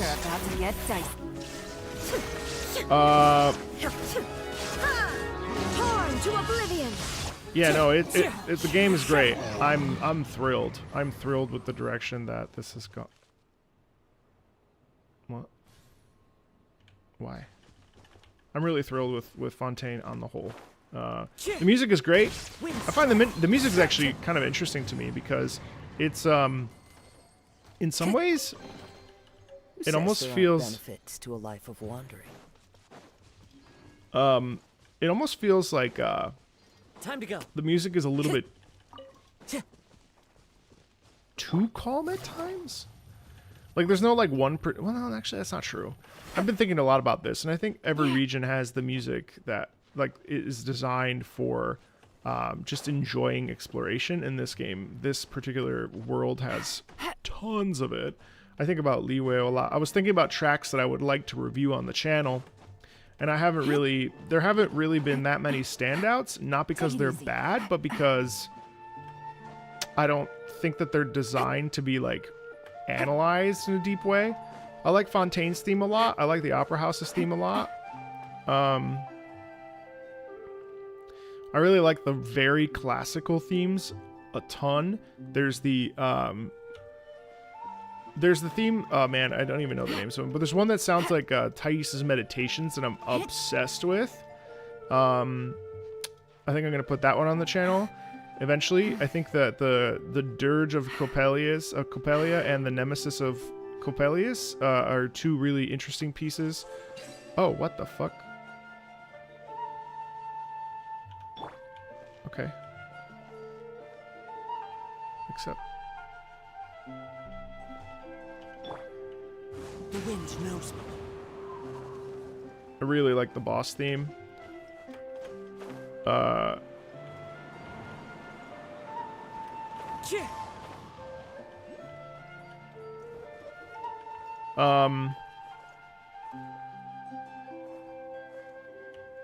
Into the wind.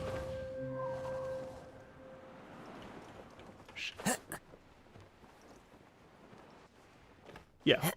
I think to me the underwater themes are actually the stars of the show. The underwater themes are amazing. My God, they are so good. So good. It's like a mixture of lo-fi with smooth, with like soft rock. It's amazing stuff. Really, the underwater themes are exceptional. The wind knows really impressed by that. Oh shit, well.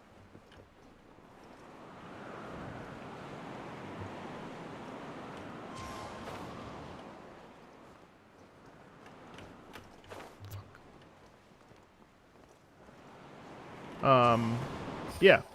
So my videos about Fontaine moving forward, if you're interested in knowing about them, will be a little different than, you know, what I normally do, just because of, well, I've played through it. So they're not going to be reactions per se, but they will be much more deep analysis of like the process musically that I hear. Follow the wind. I've been thinking a lot about how to approach that. I owe you a video all about every character demo. So that's on my to-do list. One with nature. We have to finish listening to Inazuma. The music from Inazuma. What else? I think that's pretty much it.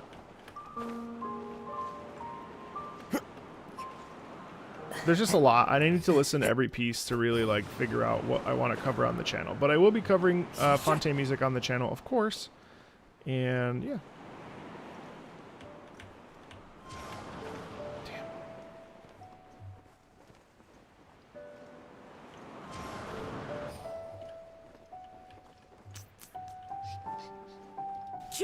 Oh, I need to hit that and then... Because this is a hydro...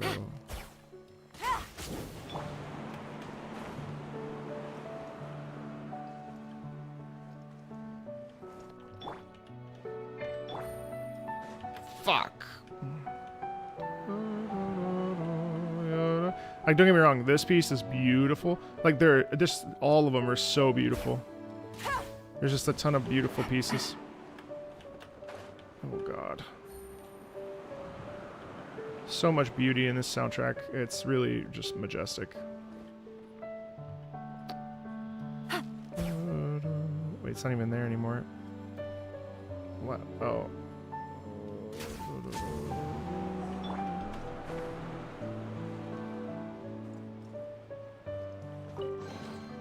Brings a smile to my face.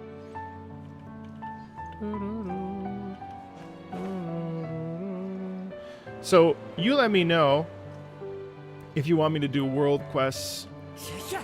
Because I'm going to be playing this on my own. If you want me to do world quests with you, I don't super see the point of doing them together. I'll probably end up doing them by myself. Use Alon to shoot the crystal. I already did that. There's been a couple really nice world quests. Not a ton. There's only been what? There's 3. The underwater one. I could do Lenny's quest, but I want to spend absolutely 0 time with him, so I probably won't. Casual exploration streams will happen on Twitch.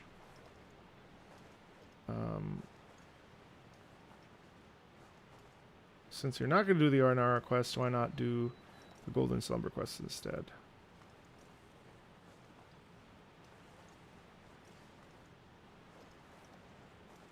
I'm fine with your decision. I think Fontaine has finally done what I've been trying to do. What have you been trying to do?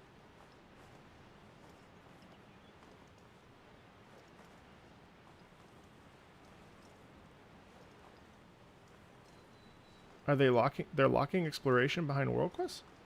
Oh, because of Ultra Kill makes me nauseous, so I won't be playing it. Getting you into the story? Well, it would have helped if the story was good up until now.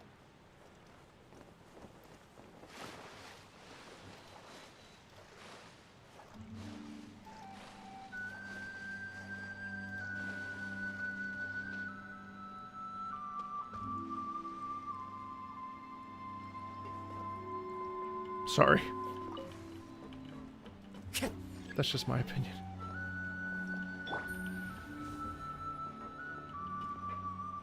See ya.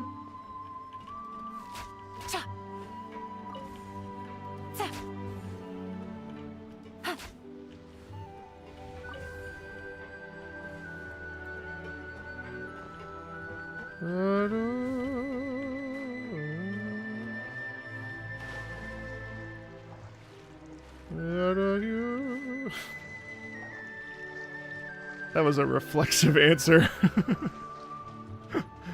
I'm very excited for the next Archon stuff to come out.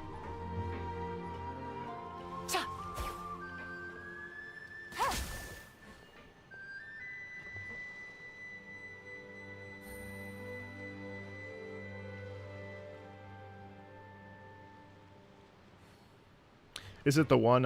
Is it the one down here? Is the world quest you want to do? Is it this one?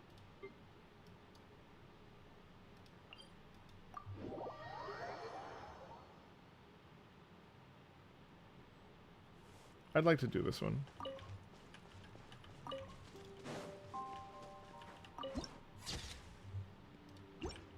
Is this the one with the dragon?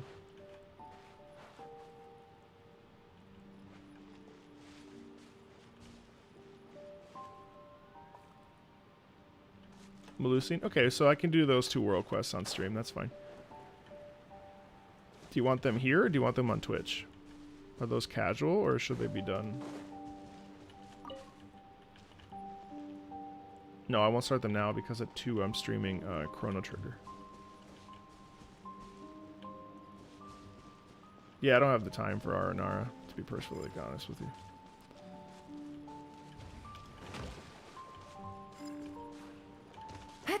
Too many games. How would you rate Genshin now as a complete package?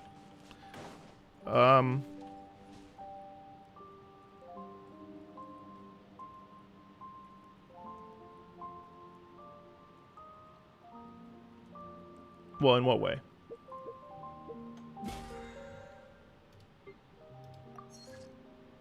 Musically, 10 out of 10. I think musically it's a superb.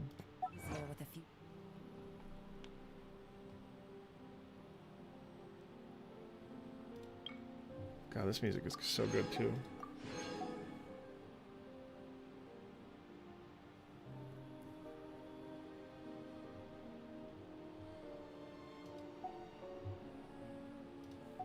I mean, as a gacha game, it's not too bad. I mean, I've not been spending any money, and I have unlocked how many primos? Almost enough for a 10 pull. Or no, that's not true at all. Wait, is it? No. I forget how much is a 10 pull. How much is a 10 pull? As a game?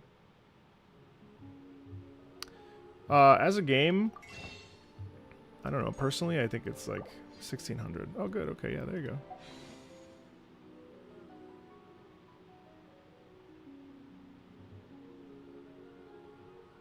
So I've got two, almost two 20 pulls. Need me to come up with some for you? That's not too bad. Assuming you're lucky.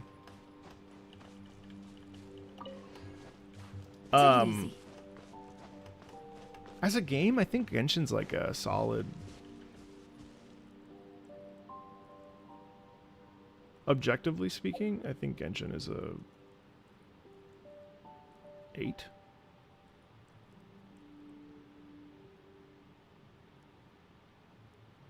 Maybe a 7.5, I'd say. 7.5, I'd say.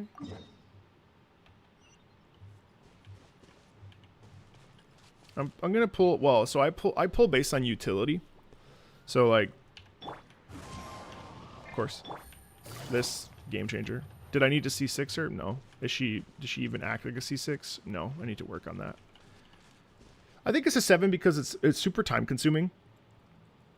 Like, in order to do anything, you have to like invest a lot of time, which is okay. I don't think there's anything wrong with that. But I don't have that time. So for me, it's like, it'd be great to ascend this character. Oh, okay, I guess I gotta go to Liyue and do all this for, I don't know, 45 minutes, right? Maybe longer, depending on boss. You know, oh, Nahida, I need to level up. I love Nahida. Okay, I have to ascend her. What do I need to do? Okay, so I have to go and do that. Not a bad problem. It's a lovely world to explore, and I think that really, like, helps it a ton. I think like if you take the components and all the component parts, Sumeru or music, environment to me is easy, a 10 out of 10. Music is easy, a 10 out of 10. Story for me is a solid, I think story is a 7.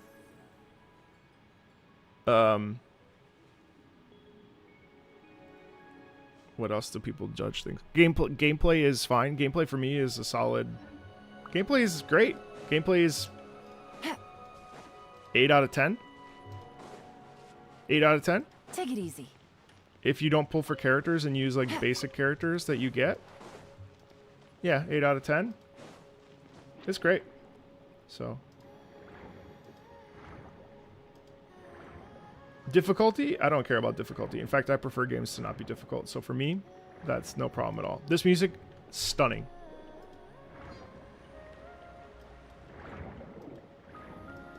I think the world could like... I think that it can get a little boring when you're just like you explore, but there's not a lot of like... I don't know. It's not like a Rockstar. You know, it's not a Rockstar game. It's not... Which is not to say that that means anything anymore. But like, especially with GTA 5. But, God, this music is so beautiful though. But like, there's stuff to do everywhere you go. And I think that that's really nice. Like, I don't know. For me, that's kind of fun. But I also, I like it more than like Tears of the Kingdom. Because I don't like to just have, like, explore with nothing to do.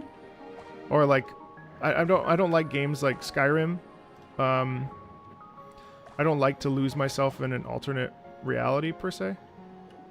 Oh my god, 40? Where? It's just preference. Musically though, I think it's one of the most profound pieces of music in video games that I've heard. I mean, it's just an incredible game. Musically, it's an incredible game. I really stand by that.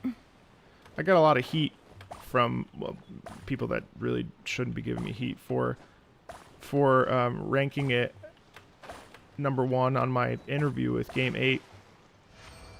But I'm sorry, but musically, Genshin is truly one of just the most sublime video games to exist. I think it's just so great musically. I love it. I think Fontaine has done a really great job. I really like it. I think Fontaine is so great. I'm really, really, really happy with it.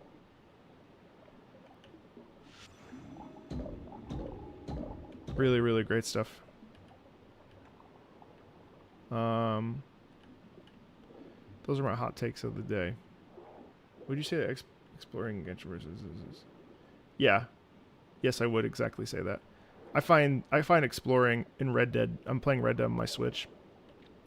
I would prefer to explore there any day of the week because of random events. The world feels very alive in those. And here I feel like I am the main character and I don't feel like I'm part of something, but that's a personal preference. Don't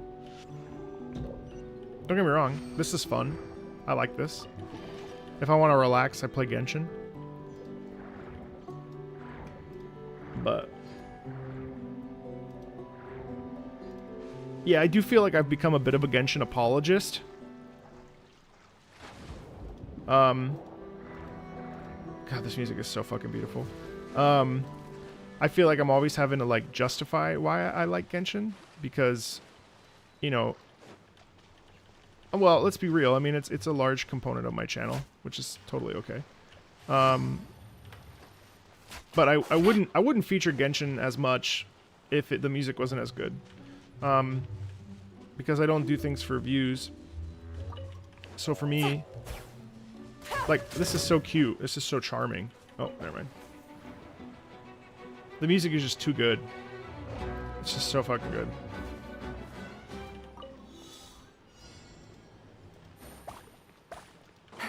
Yeah, pretty much that's how I feel. And I'm kind of concerned about burning myself out on this one, so it's not even about taking my time. It's more just about, like, if I play it too much, I burn out. So this is any game with me especially. So I'm just really excited to finally be caught up. You know, I'm glad that finally no one spoiled the story. It's great. I think what happens is the Genshin community is so like adamant about defending itself against... There you go, being Jesus Christ again. The Genshin community is so adamant about defending itself that I think what happens is they... Wait, shit. Where's the last one? Ah!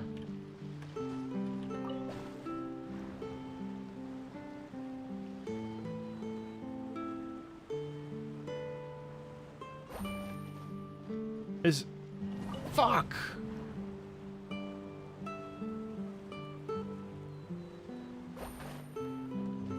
Thanks, mods.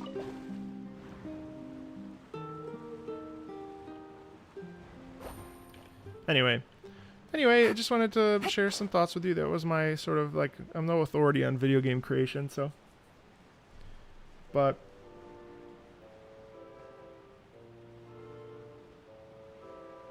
yeah, but you say Genshin community is too positive, they can't take criticism, but man, some people don't know how to give criticism. And I think that's something that the gaming community has no nuance for. No, we're not going to talk about other streamers, please. Take it easy.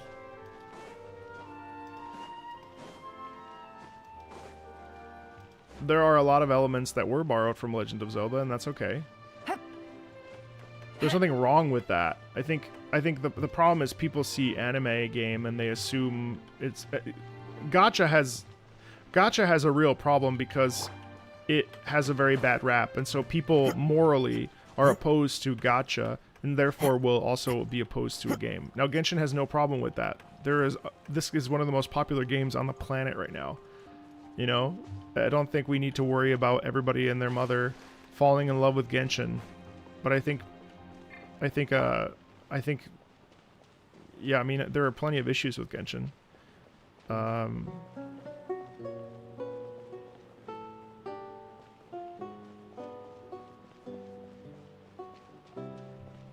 And yes, there's tons of negativity that's created by other creators. But like, I've received some really shitty ass criticism that's not constructive. And as a 35-year-old, I'm like, why the fuck are you talking to me that way? Who are you? You shouldn't talk to like that to anybody.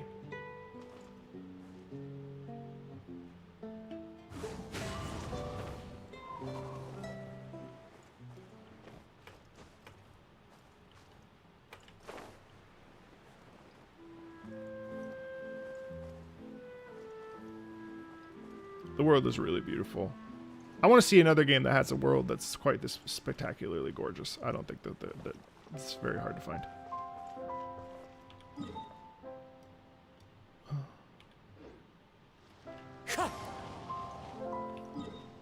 I do wish that the gacha system didn't exist.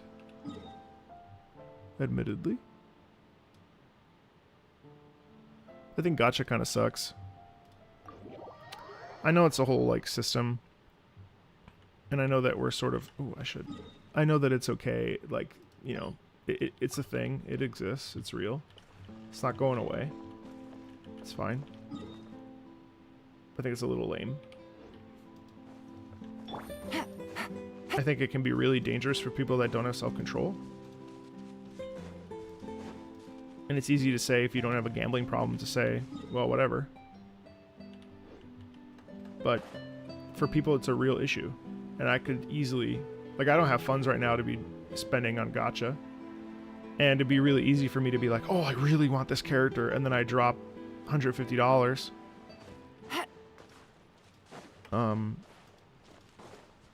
It's not healthy. Shit, I lost the... Where was it?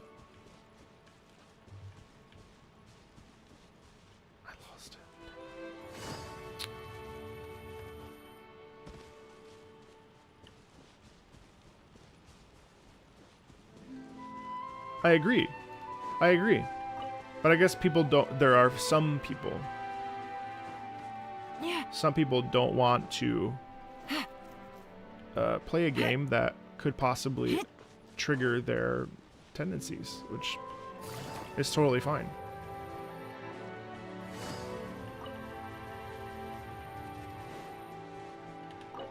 Fuck. Alright, well that's there, so at least I know it's there.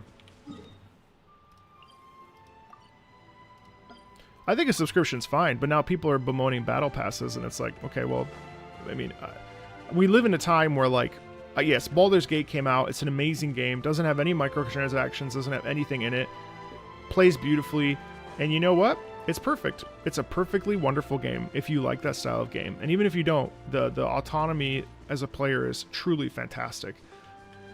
Doesn't have any paid things besides just paying for the game. I think that's sorely needed because we've been absolutely in a for-profit model always, but certainly in video games and skins and battle passes and everything like that. But I do want to remind you, and you all know this, that this is a free game. And I mean, I think like it would be nice if we could do away with gacha, but I don't think that's going to happen. Gotcha. Busted.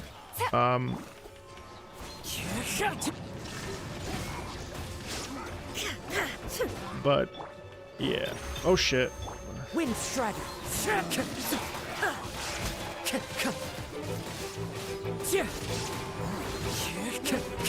I'm pulling for... I'll pull for... Well... There is no escape.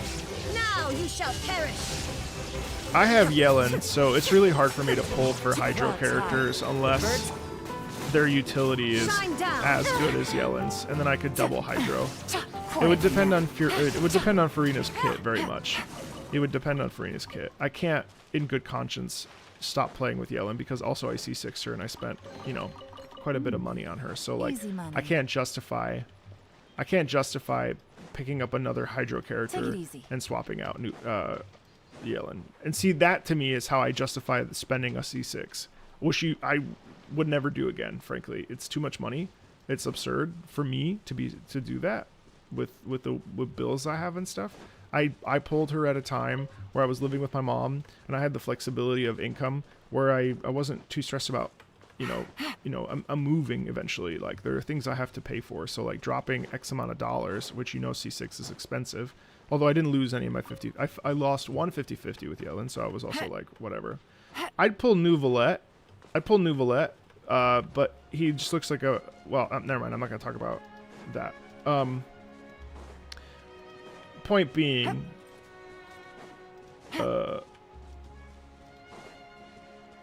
I'm not sure that Nouvelette is a must pull. Take it easy.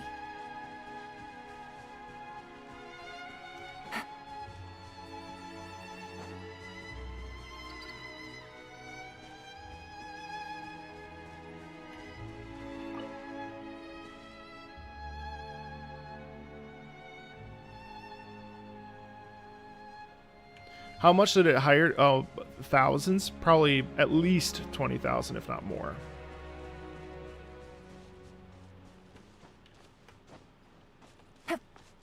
Yeah. Yeah, see, that's totally fair now. And I've only ever pulled a character based on how they play.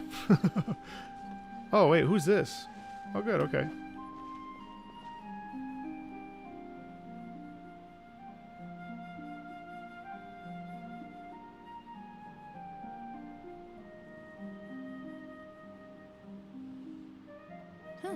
Good roll. They're paid. Right, maybe I'll take they're one paid more per day session. off and knock out the rest of the work once I'm It depends feeling on into it depends on where.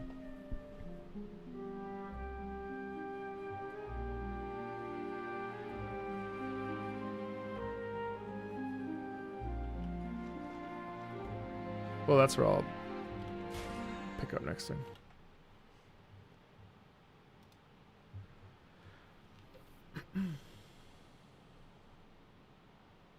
See, one of the things that I like about PGR is that you don't have to worry about a counter. You see below, like, you see your pity.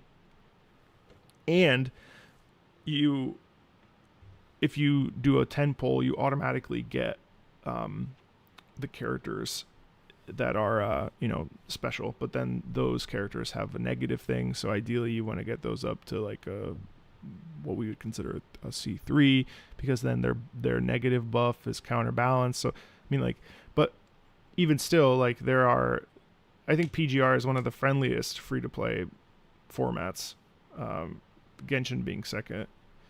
But yeah, I never was into gacha games before. Well, I was never into games like Genshin before the channel started a year ago. And I played Genshin when it first came out, but the co-op was so lame because you could only do so many things. We still really can't do that much. And then you have to wait until AR-15. So it's not...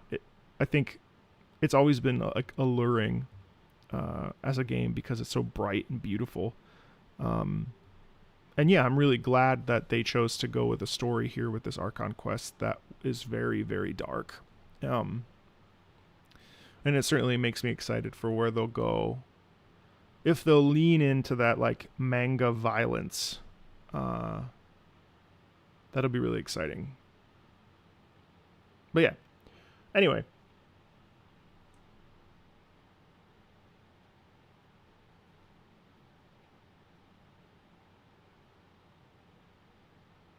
I'm going to head out. I have about half hour before I start Chrono Trigger. If you want to come watch that, that'd be cool, but that's okay if you don't. Not everybody wants to watch an old-ass RPG, but it's one of the best games that's ever been made. So, yeah. Yeah, that death scene it reminded me a lot of a scene from Shadowbringers in Final Fantasy 14, actually. That death scene with the melting of the face was awesome. With that, I'll talk to you later. I don't know when we'll be streaming Genshin again. We may just be like casually hanging on Twitch. So if you're in the Discord, you'll get a notification. If not, maybe you set your notifications for that if that interests you. I don't have a set schedule, but yeah, we'll talk soon. Okay. Bye everybody. Thanks for hanging out. Thanks for talking. That was really fun. See you.